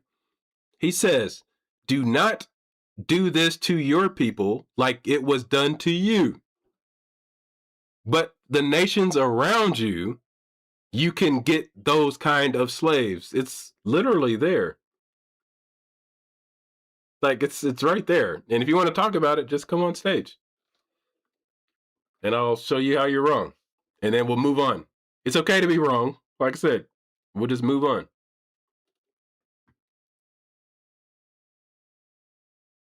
Like, yeah, that's all we got to do. Like, it's okay because you might not know, right? And I accept that. Like, it's okay. You accept it and then you move on. All right, buddy, let's give you another try next time, man.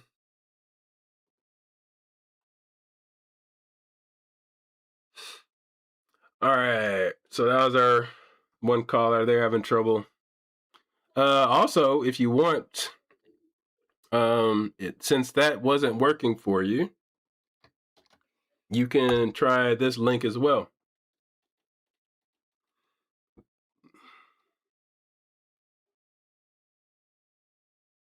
Like, if slavery was the same either way, there wouldn't be treat your people this way and treat your foreigners and the nations around you a certain way.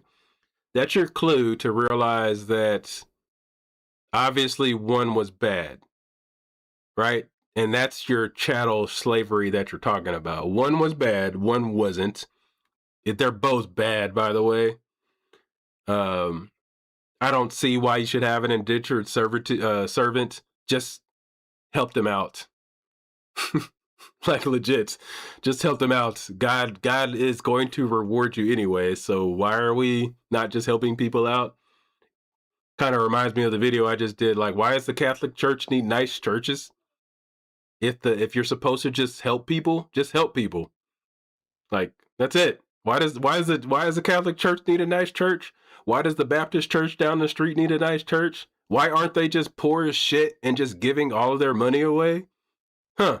Why does the Pope look so nice? Why does he have this outfit that probably costs more than my house? Right? Like, why are all these things going on? Like, Christians are supposed to be giving their lives and giving everything away, yet I see them. Hold on, buddy. Sorry. I see them acting the same way as the people that they say are wicked. They have nice houses. They try to get cars. They get nice jobs. They do all of those things that every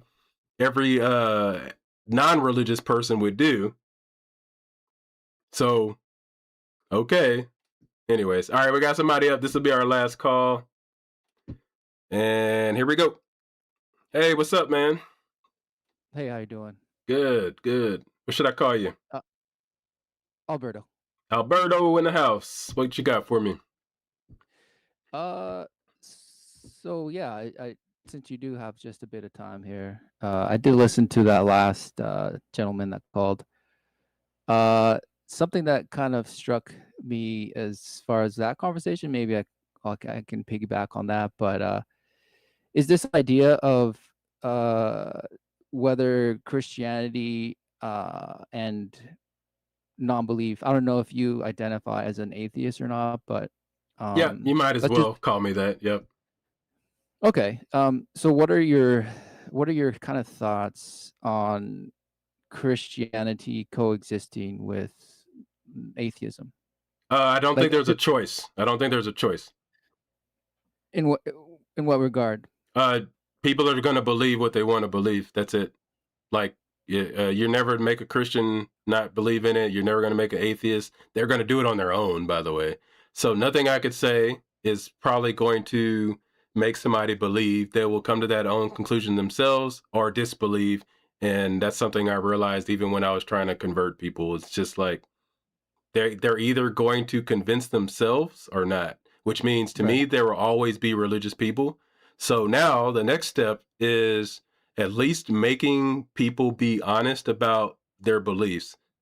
So if I can get a Christian to say, hey, I really can't prove what I believe, but I still believe it, I think that is the future, rather than Right. the Christian that says, nope, what I believe is true, even if I can't prove it. That's different.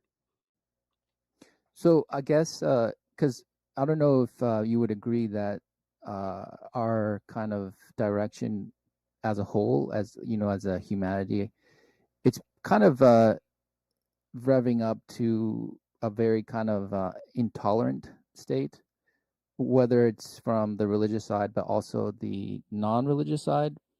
Would you agree that's kind of Yep, a reality? that's what I'm seeing. Even on, I may not go there, but I don't like to talk too much stuff about stuff. I think people are getting annoyed with even listening to other people's opinions. Right, right, Um, right. and like that's as much as I'll say. I know you get what I'm saying. So Yeah, yeah, yeah. yeah, I yeah. mean, and I think that's exactly what not that I want to specifically talk about, but more so kind of the direction that that means, and that's why I asked about the coexistence idea, because you had that back and forth with that last caller who was I think you both agreed that being good or being kind to one another is kind of like the ideal, or just being good, I think was kind of the feel I got from that.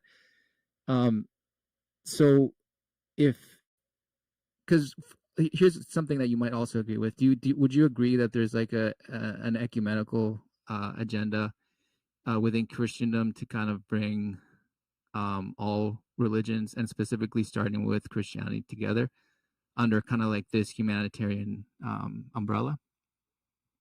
So make sure I heard you right. Religions are trying to come together and fight against non-religions.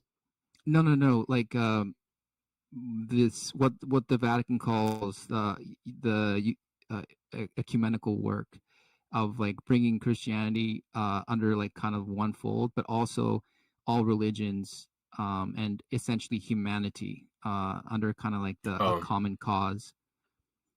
uh, do I agree with doing that? Is that what you're asking?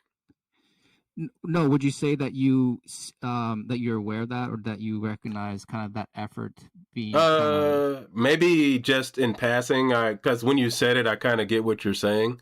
right? So it doesn't. I haven't really thought about it.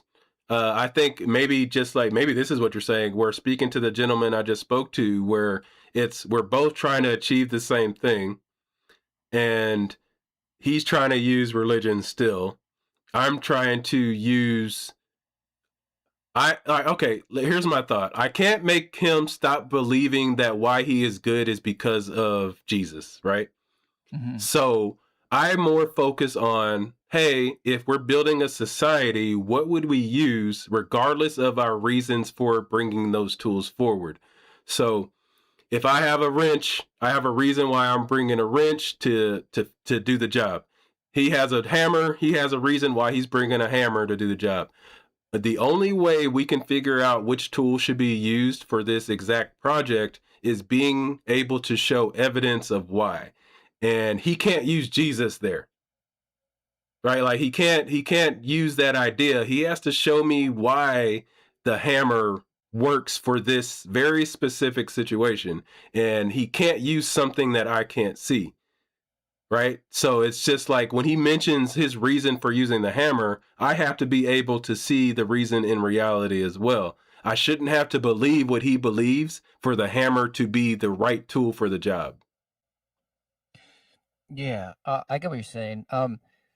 This other thing that related to what you guys were saying also, because what I see, I guess I'll just kind of give you a little idea of what I see happening, and kind of what I see moving forward. That whether we disagree or agree upon like what religion is, or what it's doing, or kind of its harm or its good, like I think we would agree that, okay, well, it has an influence, and we can probably point out what we would call the problems with it.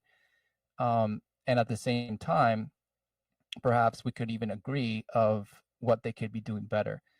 And the same could probably be said about the non-religious side. Now, if both are kind of trying to be better people, or be kind of like you said, be a better person than your parents, or kind of like this idea of like leaving the world in a better state than when you entered it, kind of thing. To me, it just seems like what we call, especially if we're talking about Christianity specifically, it seems like Christianity as a whole is in modern times more of an ally to that cause, to that kind of humanitarian cause, than what we find in the actual Bible. Because like in the Bible, I find, for example, the direct implications of your faith, and like the marginalization, or the the being put out, right, from your communities, from the authority of the time. Your families might turn on you, this kind of thing, in a very, I guess, visceral way than we do today. Would you agree?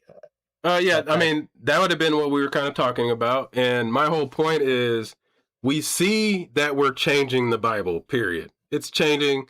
We're not using certain parts of it. That to me is the sign that we don't need it.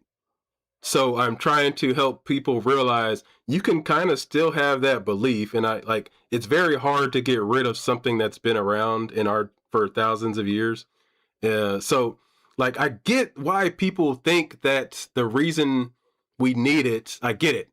But we are at the beginning stages of showing ourselves that we don't need it. And I see that by I don't know if you're a Christian or not. I didn't ask. I see it by other Christians, or Christians saying that, and don't know if you are one. So other Christians saying that, hey, this book in the Bible, this verse in the Bible doesn't really mean what it means. Which means all you're doing is just rewriting the Bible. You're just not allowed to do it at the moment. I think the same thing happened in the past, right? Like they started rewriting what they were talking about before, and that became the Gospels, and then so on and so on through history. They met in 1500, and then they started changing some shit again, and then now you got your new King James version of the Bible. Like that is just what we do. We're rewriting it. Now, whether there's going to be an actual new Bible or not is irrelevant to me. It's just like, hey, let's look at the past. We're obviously eventually going to say that this book doesn't mean what it used to mean, which is our sign that as a society, we can just get rid of it and move forward. Like, people can still believe in Jesus all they want. People can still believe in God all they want. Let's make a new book then. Like, that's kind of what I'm saying. Like, let's get rid of this book that we all agree, for the most part, has horrible shit in it.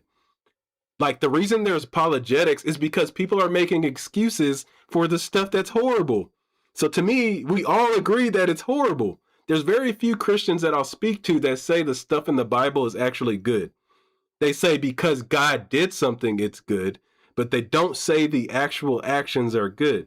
So to me, even that Christian is saying that what they want is not in the Bible, which is why you got to make excuses for it. So I'm saying just get rid of it. We're already doing it, so let's just knock down the door.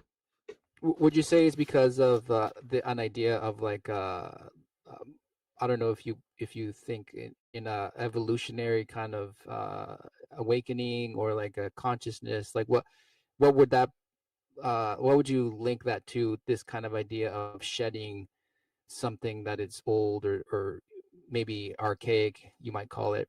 Like Because what would you kind of... I don't know what it's called, but we've always done it. That's why the Bible was made. I believe the Bible back then might have been a better book than the previous books. I can give it that. Right? Like the previous teachings before. Maybe you're right. Like, not you, but maybe the Bible's right. Like what Jesus was saying was like crazy different than the past. I don't think it was that much different, but I can still get it. It was a step into the future. They were rewriting books from the past. That's why you have the Old Testament, and then you got the New Testament. Literally just rewriting crap that they heard before into the society that they wanted into the future. So it's just like we do the same thing now. Like, that's all I'm saying. Yeah, so I get that, and I guess what I'm trying to get at is that eventually, because you didn't mention, I don't know what it will look like in the future, but do you envision there being kind of like this future book that has like a set of, ethos, maybe even like a mythos, or of like a way as to narrate the then future kind of way of moralism, or whatever you might want to call it, but like a way of living? Or do you think that by getting rid of whether it's Christianity or religion as a whole today, then that will mean like what does the What future would it look look like? like? Yeah. I really like, it's very, maybe I'm saying it in a weird way, but we're seeing it. Like every time I talk to a Christian, it doesn't have to necessarily be a book, by the way. Like maybe I shouldn't use that. Like every time I'm having a conversation with a Christian, I rarely ever talk to anyone that thinks the Bible is 100% true in the way of reading it, right? Like, like there used to be people like that literally thought word for word the Bible was true.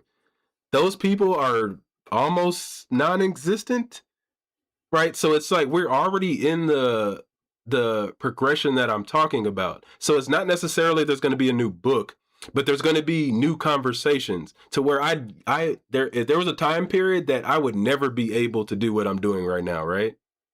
Hmm. Like I would Like because go it ahead. would be like what, censored, or what It do would you be mean? dangerous. I'd get killed.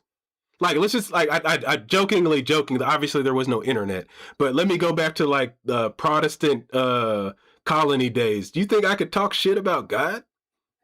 Okay, I see what you're saying. Like I would be dead. Like I was dead. My family's dead. The whole lineage is dead. I'm saying the fact that we don't even have that anymore is the progression that I'm talking about.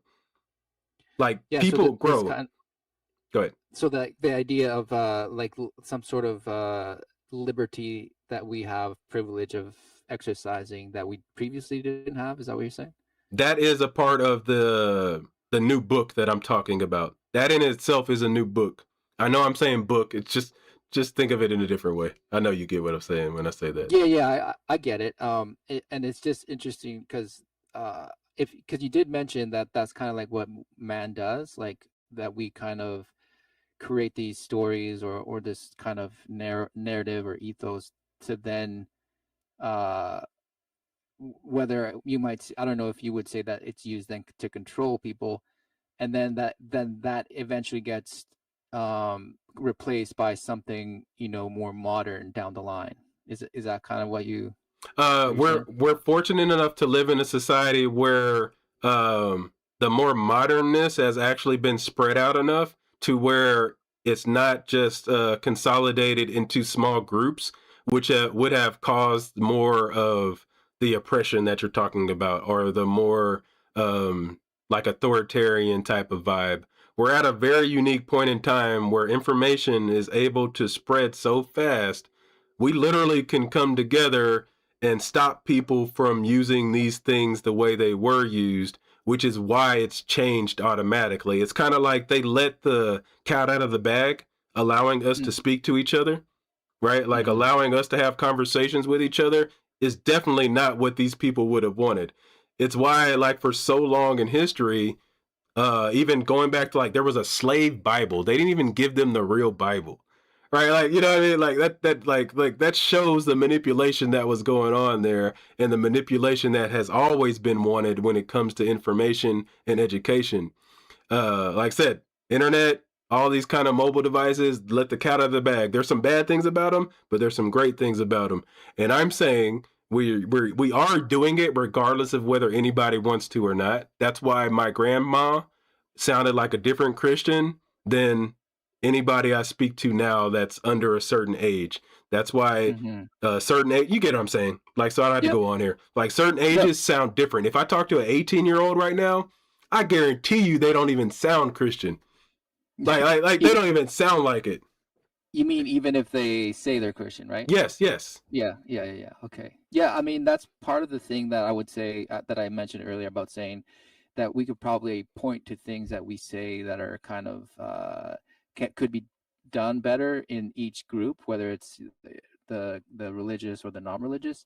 But you mentioned something interesting there about the small kind of groups, and that we're kind of more like a larger group that has access to a bunch of information that we like at our fingertips, right? Mm-hmm. What would you say? Because I mean, history would tell us that even at a tribal level, right? There was like the shaman, right? The village shaman, or like this idea of there was one or a few people in charge of kind of conveying these kind of higher this higher knowledge to the village, and kind of bestowing this kind of wisdom, or whatever you want to call it. And at a larger scale, even like in further societies, we're told that like there was like a priest class, or like these, like in Egypt there was Pharaoh, and then his council or whatnot, his, like the magi or whatever, and then the idea of like these mystery schools, right? Mm-hmm. So like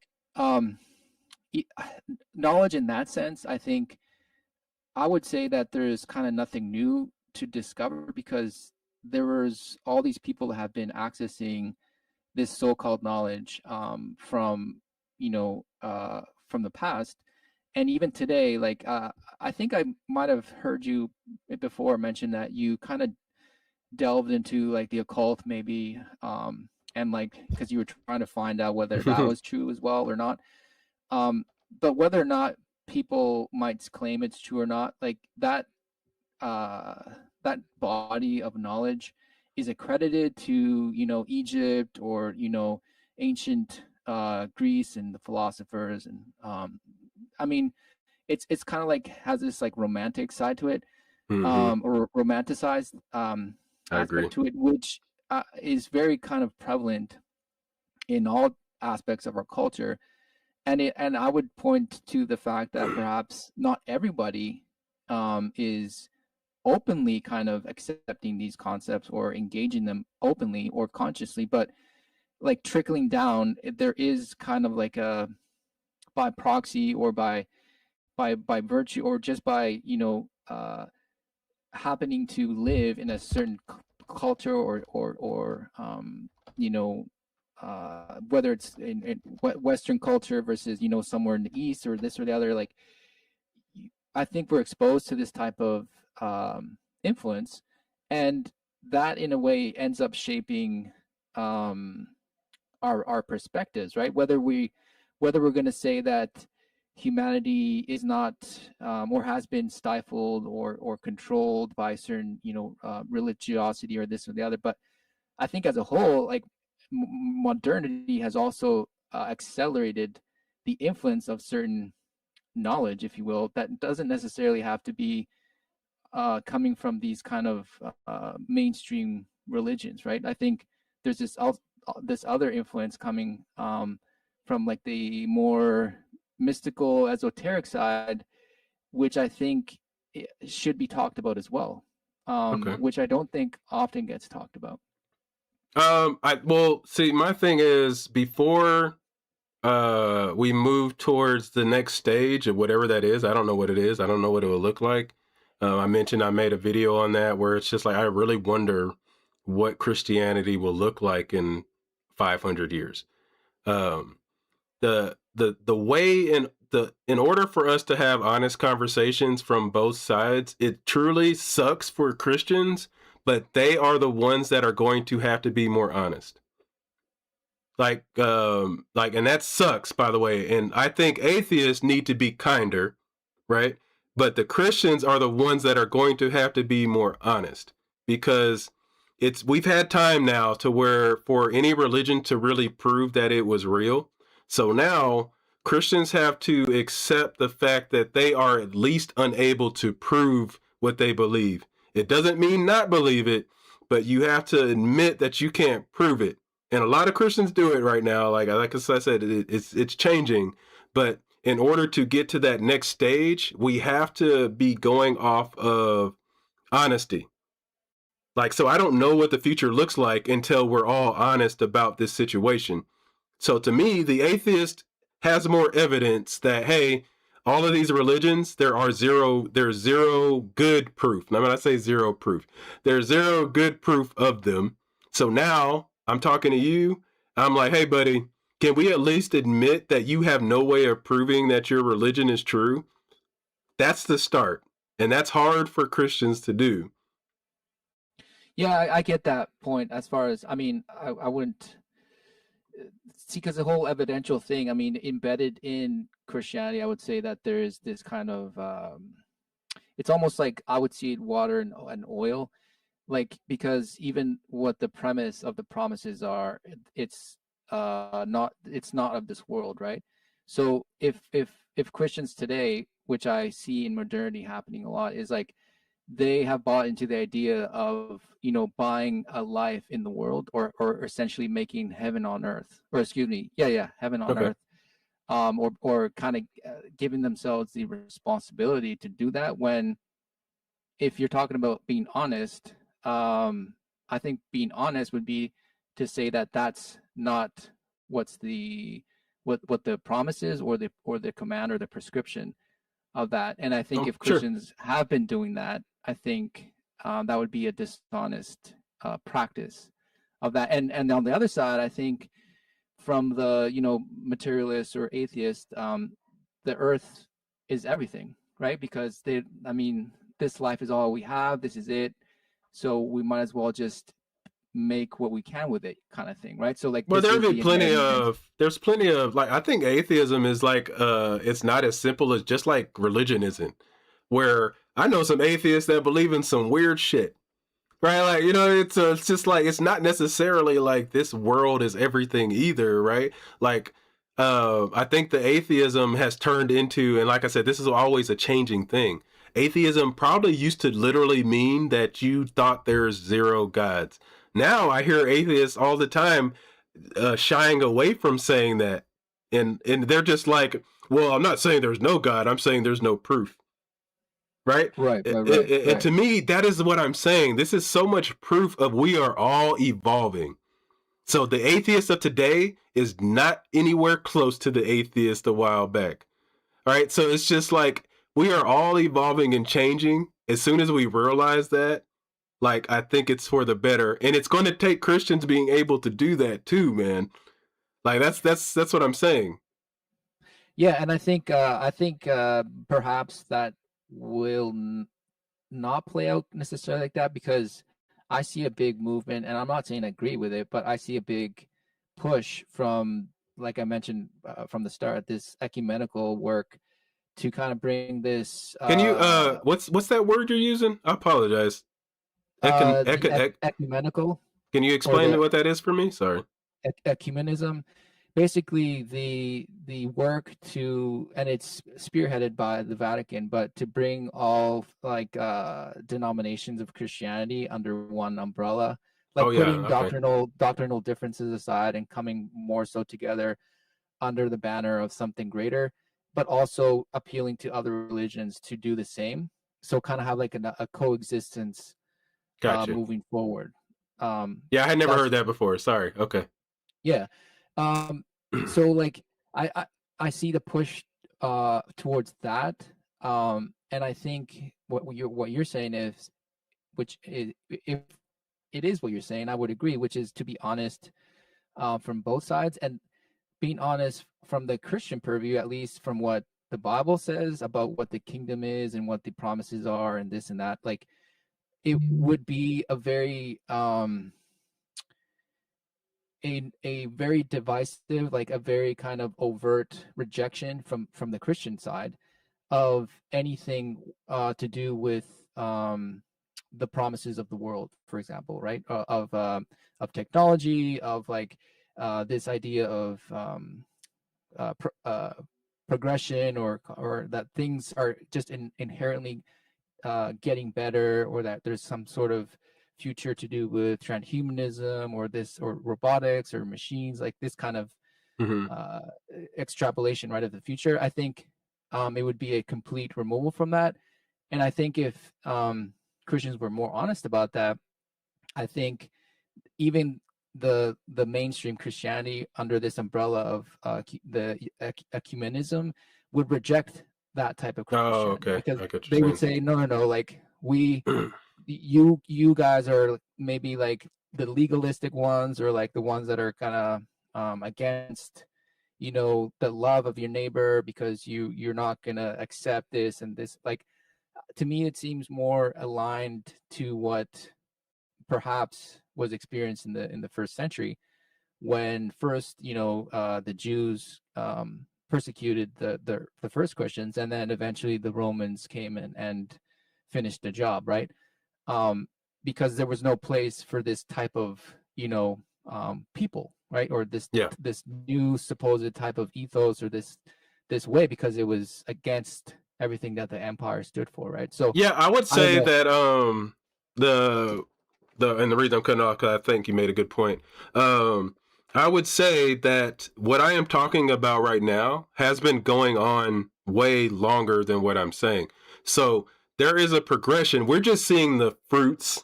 I hate to use that, but we're seeing the fruits of generations of people that were quietly thinking what we're thinking now. They just weren't allowed to shout it out loud. So we're the children of the children of the children that their parents believe this shit 100%. You know what I mean? And then each generation was slightly doing what I'm saying, just in a little bit different. That's why we always consider our children like rebels in a way, right? Because they're slightly doing something a little bit different. So what you're saying is going on. I think has always been going on, and it's just realizing it. We have an opportunity, because we share so much information and have so much information, we can speed run it. Instead of waiting generation after generation, we get to cheat. And that's kind of what I'm trying to get towards, is just help people realize we literally get to cheat right now, and we can make the world literally better while people still believe in whatever the hell they want to believe in. And I don't So think there like was a time period where we could have done this before. Like, I really think we're at a very special time period, and I'm trying to take advantage of it. yeah, what I would say to that, or perhaps like a obstacle that immediately comes to mind when like if I were to embrace that, would be that would eventually result in confusion, because it's basically accepting all types of, or just relativism, right? There's even though by getting rid of something that we might see as oppressive or controlling or stifling, in order to then move forward, I think it's just like, I don't know if you've ever belonged to like a non-for-profit organization, but like it's kind of like a running joke that nothing really gets done in the meetings, because Yeah, that's what I figure. Yeah, everybody okay. wants to say it, and like it's a very democratic kind of thing, and then this and that, it's always been put to a vote. But like the idea of like, well, eventually somebody needs to be the Yep, you got tiebreaker, to make a right? decision. Yeah, so And like, to me, that decision is different than what decided the decision in the past. So it's the same process that you're talking about. It's just now, everybody now can actually bring more to the table, to where there's not just one person that has all of the tools that no one else has. So when they present something, it automatically looks like it's right. And it's just because they had all the information. So now we have people that legitimately can come to the table with different information. And I am saying we really gear that up to where anybody that can't prove anything, you don't get to bring it to the table. It's not like you don't get to come back to the table. You just don't even get to the table until you're ready. So it still leaves the open environment that I'm actually speaking of, to where anybody can come share their beliefs. Because all I want is let me just fast forward for you real fast. My thing is, we have to get off the planet in order to survive. So I literally don't care about anyone's belief, as long as that belief gets us to, hey, as a civilization, we're going to have to work together, because something's going to come and destroy the earth eventually. Like It's like Battlestar Galactica style, right? that's fine. Okay, that's cool. That's cool. But like literally that is where my thought process goes. So if you're a Christian, cool. Let's talk about it. Do you think that this planet's going to be here? And if you say yes, you are going against the facts.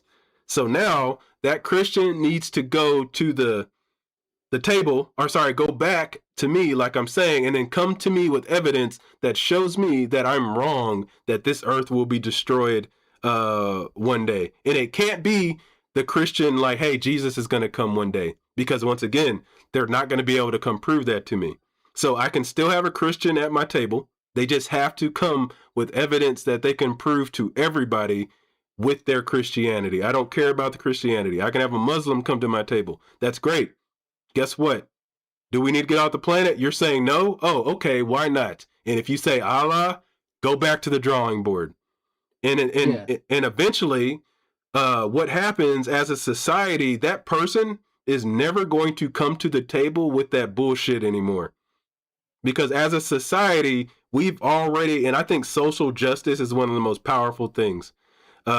We've already made you feel uncomfortable when you come to this damn table without information that's going to help us. Because I imagine it like you brought up kind of like Battlestar Galactica. Like it is like that. If there was a comet coming right freaking now, would we care what anyone had to say that did not have some kind of tangible thing that would come help us get rid of the comet? And that's how I look at all of these things. So there's a problem. We have a problem. There is something coming towards the earth right now that is going to destroy us all. I don't have time to weed out all the religious people. There's no time. I just need people that are willing to come to the table with facts so we can save ourselves. Like I truly don't care. Like I don't care. I know other people care. I really don't care. We have a problem. We need to fix it. And I just want people that want to come together to fix this shit. Like that's it. New person, I gotta mute you. I and kind of like what's kind of very startling, not startling, but just perhaps something of reason to be cautious about is if people are claiming from the Christian side to be kind of wanting to bring people into this kind of one rule or back to tradition or back to something of value and this and that, I think that version of Christianity is willing to do anything in its power, kind of like what you're alluding to assure that. So I think sadly that's kind of the conflict that's kind of been that's what we're fighting against. That's okay. Stoked. We fight it. It's like it's being stoked that way when I think that's a false premise, because the example that I would have is for the Christians to capitulate and to allow them to be overtaken by whatever it is that the world wants. And I think that would be more honest to what if they wanted to say appeal to the Bible, well, that's kind of what being honest to the Bible would look like in practice, instead of trying to take the kingdom by force. You know what I mean? Yeah. 1 second. Thanks, Fern, for the super chat. I leave proof to math. To justify belief, I just need sufficient good evidence to warrant accepting the claim.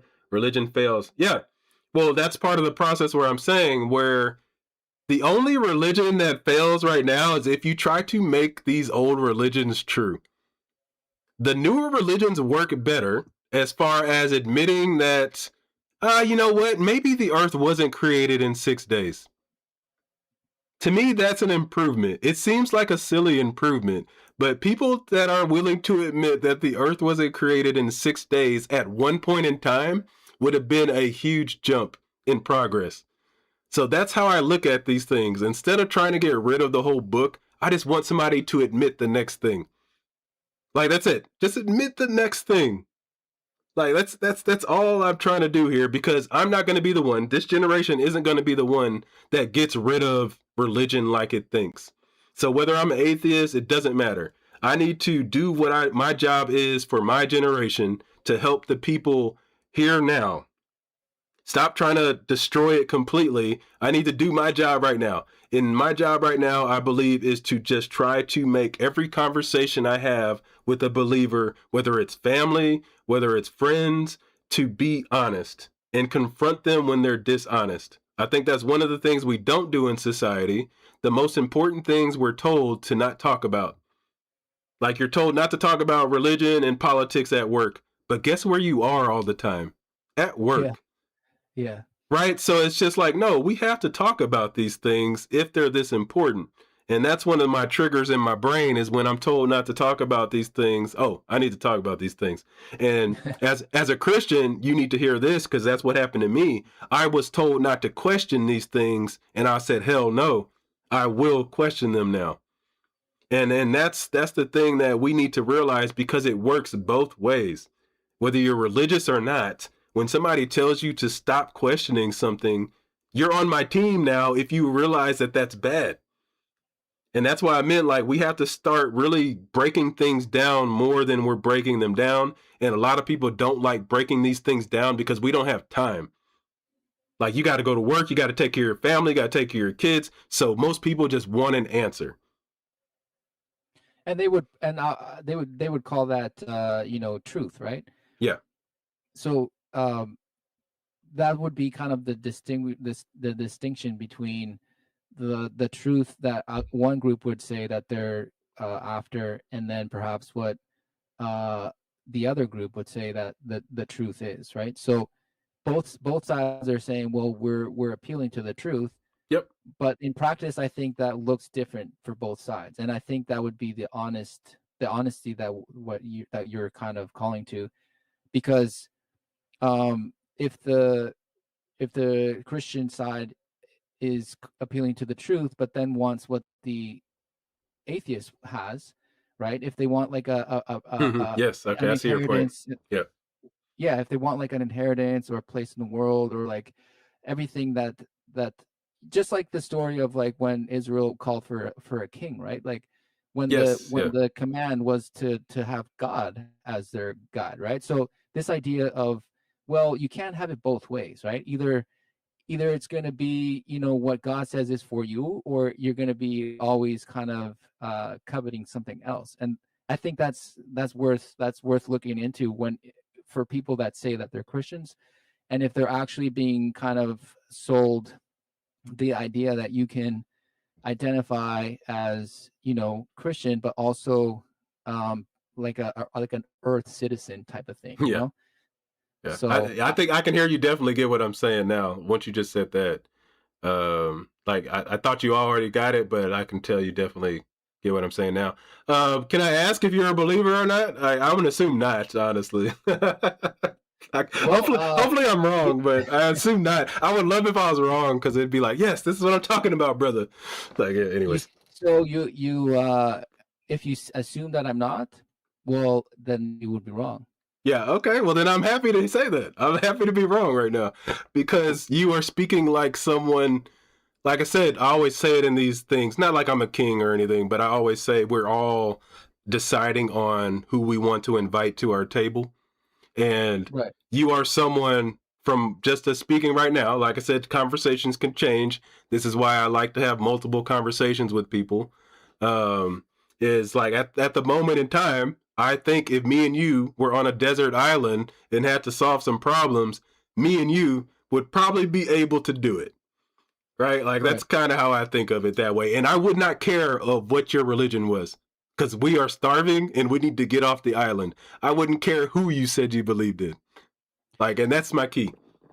Yeah, and I think when it comes to that idea of survivalism, I mean, I think only in what we would call modernism do we see this kind of laziness or this kind of even like apathy, right? And an apathetic perspective when it comes to this idea of altruism or loving your neighbor or doing the good, right? Like because I think this is something that gets lost a lot of times. This idea that Christianity is about hating everyone and just judging people left, right, and center, and this and that. Like, because ultimately, what I see as the example is love is first, despite what the world will think of you. And if somebody does wrong to you, you're supposed to do good to them. And I think what I see today is that we've kind of. Can I ask you this real fast? Because I think this would be a conflict on some people as to where I say do good to them. It doesn't always mean be nice. I don't know if you agree with that. I think niceness is also maybe like a word that's misused a lot too. Okay, then you probably agree with me. Like, could it be possible that someone needs to get punched in the face? Well, I mean, correction is commanded, right? So correction in the sense of you're not going to stand for evil or for wrongdoing when it comes to. Okay, because I disagree with Jesus on the turn the other cheek thing. You should not always turn the other cheek. Yeah, like, I mean, I've heard both sides, like the pacifist side and the kind of, well, if a intruder breaks into your house, are you going to just let them, abuse your wife and kids, that kind of idea. Like, I think both of those extremes miss the point.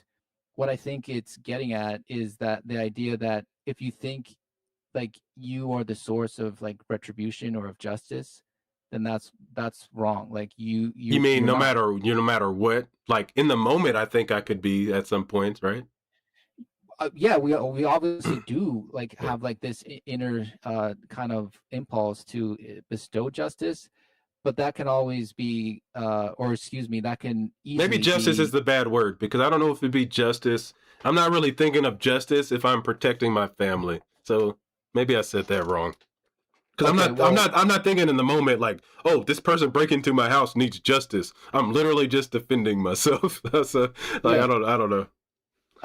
So what I see as an example is that, okay, obviously there's examples of people being persecuted and killed, right, in Christianity. So that can easily be misconstrued as, well, did God not care about them? Like, shouldn't he be, protecting them and like, making sure that they don't get hurt?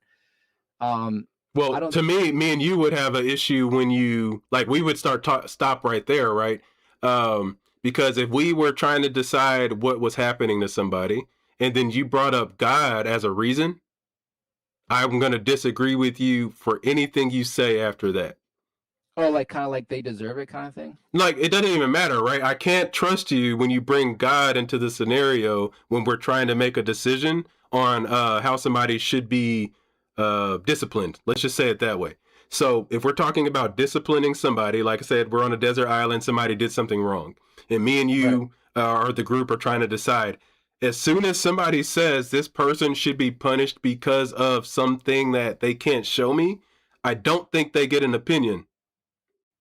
You have to be able to give a reason that everybody can see on why this person should be punished. So when you said God, I'm automatically like, wait, I don't know. My pushback would be, I don't think, like, if we're being real here, like, I don't think people actually respond that way and they just say, well, God, right? I think I was going to say, like, well, wisdom would be the avenue by which you make a decision. And so, like, if you say, well, this should be the response to this, action that somebody might have done, right?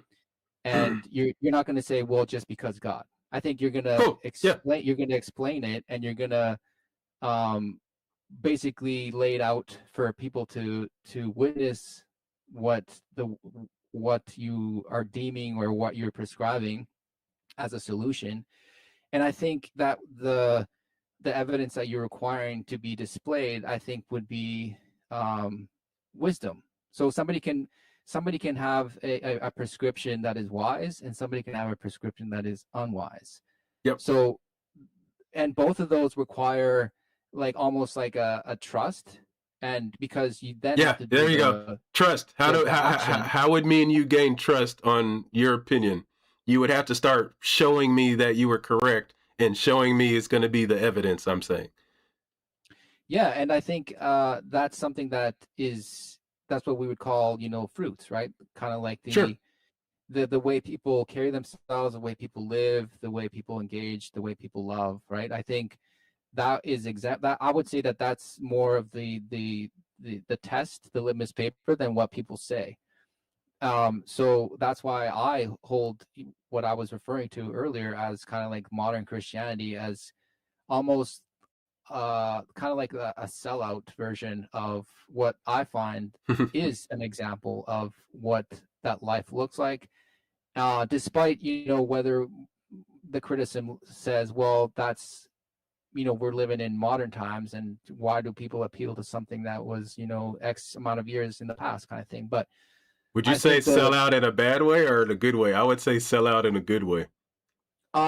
Sure, you might say that, and I would agree with you with the selling out part, because you would see them as in as a participant or an ally to the cause that you're Yes. describing, Yep. right? So Yep. I would agree with you, and I think that's what I was saying about the honesty of those who would say that they're Christians, because then they would have to say that, well, we don't have an inheritance in that world that they're trying Yeah. to build, Yeah. and I think if I were, being honest here with you, then I would say, well, eventually, if you're saying like we're not going to live that, but maybe our descendants will, like eventually there will be a time, I just as we have the example of that, it will come to this kind of getting rid of that which stands in the way of the future. Yep. And It will. and It will. and It will.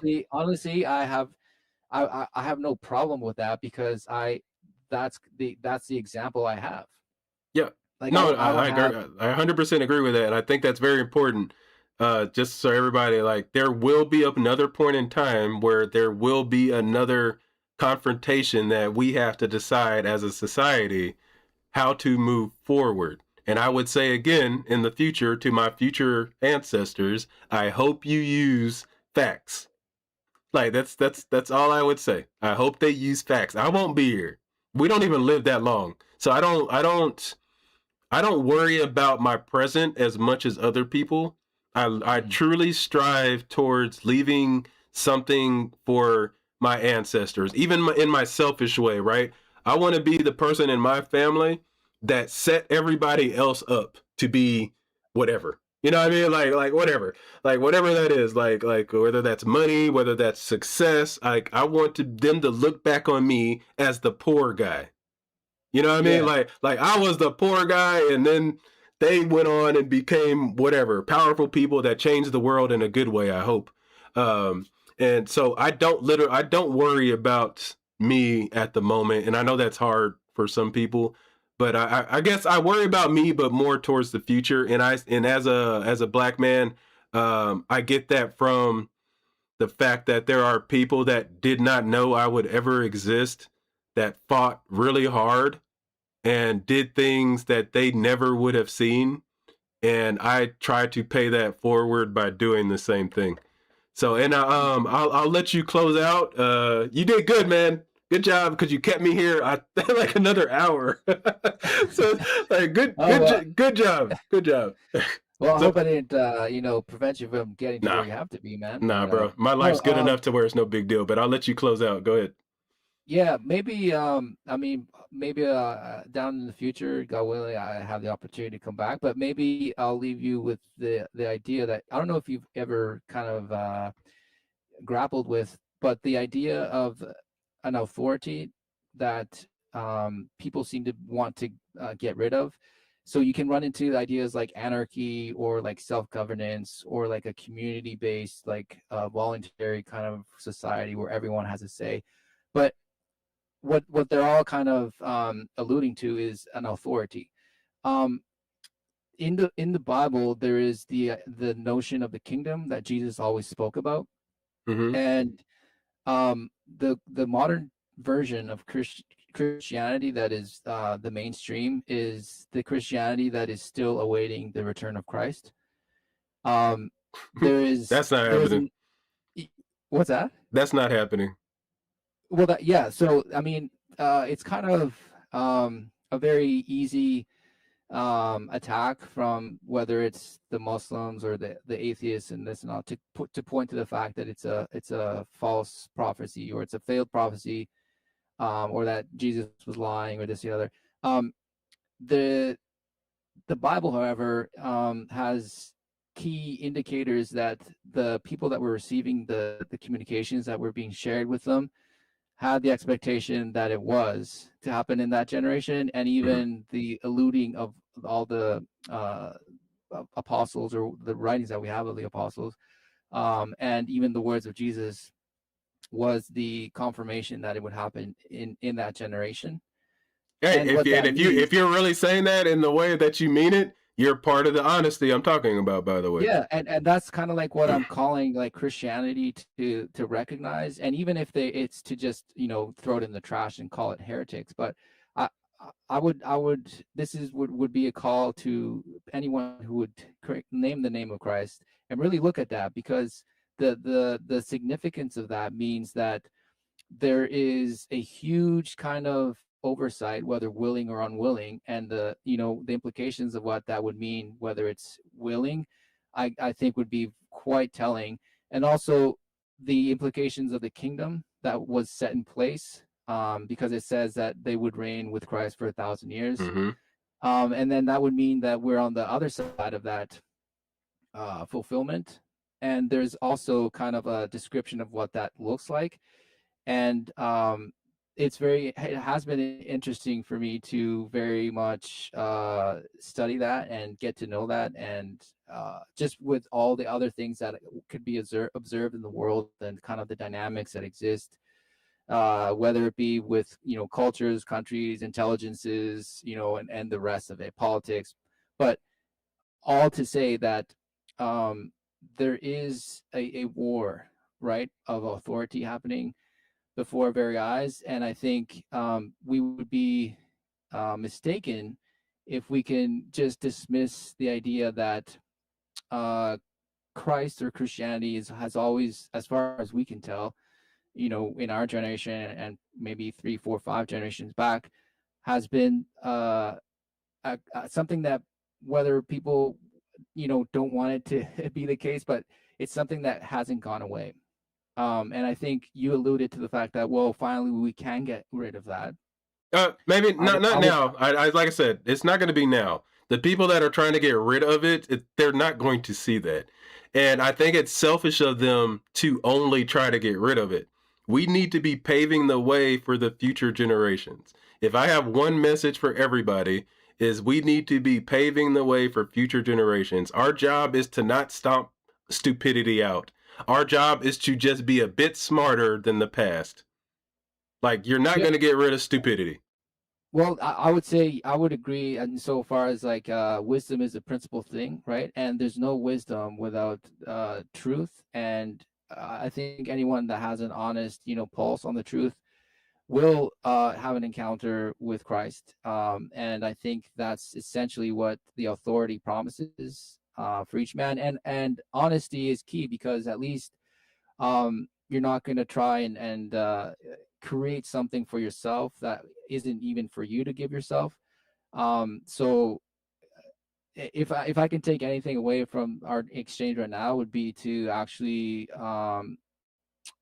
be honest, as you said, and lead to its logical, or to its fullest conclusion of what that means. Because I find a lot of people identify as a lot of things today, including Christianity, without even understanding or being honest with what that means. And the more people kind of can really step in with both feet and not try to have both feet in different continents, so to speak, I think that would be the best that we could do. And you allude to making the world a better place, or set up the future generations to have better opportunities. I would say perhaps that it would be more so of like an inner or a spiritual alignment to that which could then allow for whatever you might call future, but a continuity, if you will. And I think that's what God promises, like a continuity into his kingdom, his life. Yeah, we would probably disagree with the wording, but what I would still say is, and as long as when you use the words that I would say that you can't prove, you only mean what me and you would agree with in reality, I kind of don't care. Right, but just as we end this, I would hope that you remember when I was talking about the desert island bringing me proof. You wouldn't be able to use the word Jesus and then expect me to go with what you're saying of a solution is, right? So that's the thing that I think is it's probably going to be in the future, because it's going to be very hard for Christians and religious people at the moment to do what I'm saying. But eventually, if we're trying to solve a problem, you would need to learn to speak to me without using those words. Does that make sense? I guess to clarify, like for example, if I asked you to demonstrate something in order for me to, believe you or something, Mm-hmm. like you would have to do something, for example, physical, right? I would say both of us, right, should be required to show something in reality to each other. Both of us. So like, yeah, and I'm just trying to get like a clarity of what that would mean for both of us. So like, what are we trying to solve? Like, you can come up with a scenario. Well, for example, like, are we like, let's just say like talking about caring for each other, right? Like we can do that something that simple. I would need to show you why it's good for us to care about each other, even just between us two. And I couldn't say, hey, God made us in the same image, so you should care about me. That's a no-no to me. Okay, so you would use a different description. Because you can say that same thing in your mind, but say it out loud in a different way. Right? Because I'm never going to get rid of the person that literally believes that, right? Like, say somebody really believes, like, hey, God made us in the same image. Okay, I get it. But when you're talking to somebody that doesn't believe that and you need them to agree with you, you can't say that. Yeah, and I guess if I just slightly push back, I think it would be I wouldn't necessarily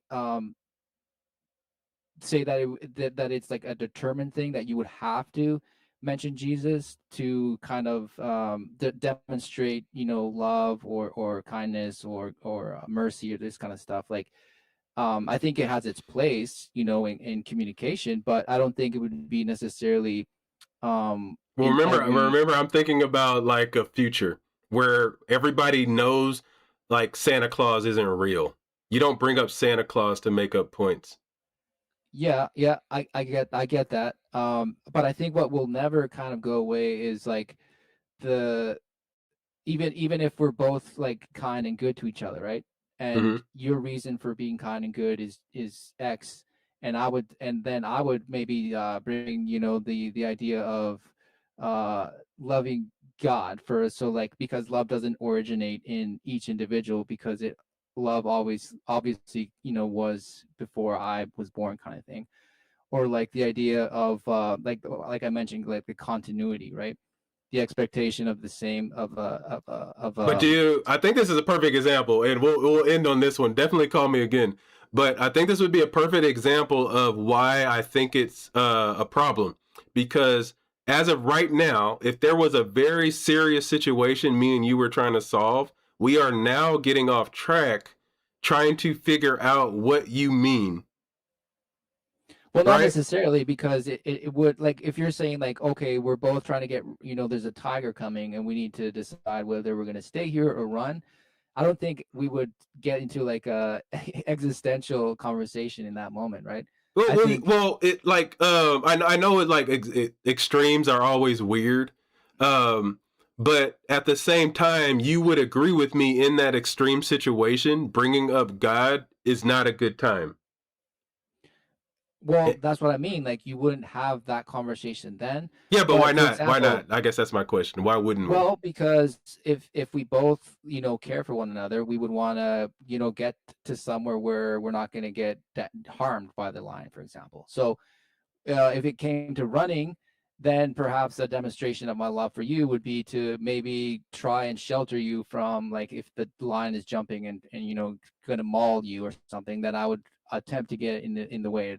So like it would be that would be a demonstration of love, which you could question and say, well, did he believe in Jesus, or is this a demonstration of love, or like, what are you looking for? Because I think the time and place with the type of conversation that I think you're saying that you need to bring proof for, I think those would Yeah, they and can be that's in had. that scenario, you would have to think of it this way, to where I am trying to show you how to run, and I don't have time to make up anything. I literally have this small amount of time to teach you how to run, because if you don't run, I actually will survive less, because we need two people to survive in this island. So I need to be able to just share this information with you and show you how to run. And I can't bring up anything else unless it's going to or it's going to waste time. So if I'm Yeah. trying to explain to you, hey, one foot in front of the other, brother, I know you never ran before. I don't need to bring up God. Yeah. I don't need Yeah. to say, like, hey, God created us with two legs. So you know what you do? God created us with a brain also. Oh yes, I know the tiger's coming, but hold on, let me explain this more. God gave us a soul. Like, all of these things are relevant to me teaching you to run away. And that's what I mean. Like, we got to get straight to the point, because there's a tiger coming. And Yeah. and we need to think of every situation like that. Unless we're relaxing, there's no need to talk about all of these other things, because we need to get into, I say Mamba all the time. I'm a big Kobe Bryant fan. Like, get into Mamba mode, where it's just like, what are we doing? I don't need to hear anything else. What are we doing? Let's get it done. Show me how to get it done. Sorry. Yeah. Maybe if I could just, I know you're trying to Yeah, get yeah, yeah. Go out of ahead, go here, ahead. but You keep making me talk, man. You keep making me talk. All no, right, go ahead. you brought something to mind here that I was like, oh man, this I gotta share this. Like, it brought to mind like this, because what I see you talking about is basically, um we need workers, right? We need workers because we need to focus on the project at hand.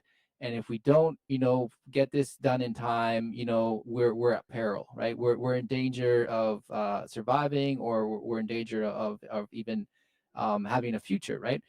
Is that what you're saying? Yeah, that would be, yeah, sure. I can Okay, agree with that. so Yeah. what I found interesting with that is that, at least from what I say, or what I see, the message of God, or the promises of God, is this warning that yes, there is a urgency to be aware and engaging and being a participant of this work that God has already done for you. And you can either enter it into it by receiving it as a gift, and then being equipped to demonstrate what the virtues of that it are while you are in the world, and not necessarily having to have a permanence, or a legacy, if you will, in the world, because the world will pass away, right? And this idea is Well, not I disagree with a unique. lot of that. It's not unique to Christianity in that sense, but the idea that people labor their entire lives, right, to kind of leave a legacy, or to amass wealth, whatever it might be, but like to have like this carve out a life, and then hopefully that can be passed down to the next generation. But I think that what I found interesting in what you said, which I would find is the distinction, or kind of like the tell between both positions, is that there is, yes, a very clear distinction with what the call for the project of a future without God, whereas the work and the overall kind of objective and direction with the work that God has done is another direction.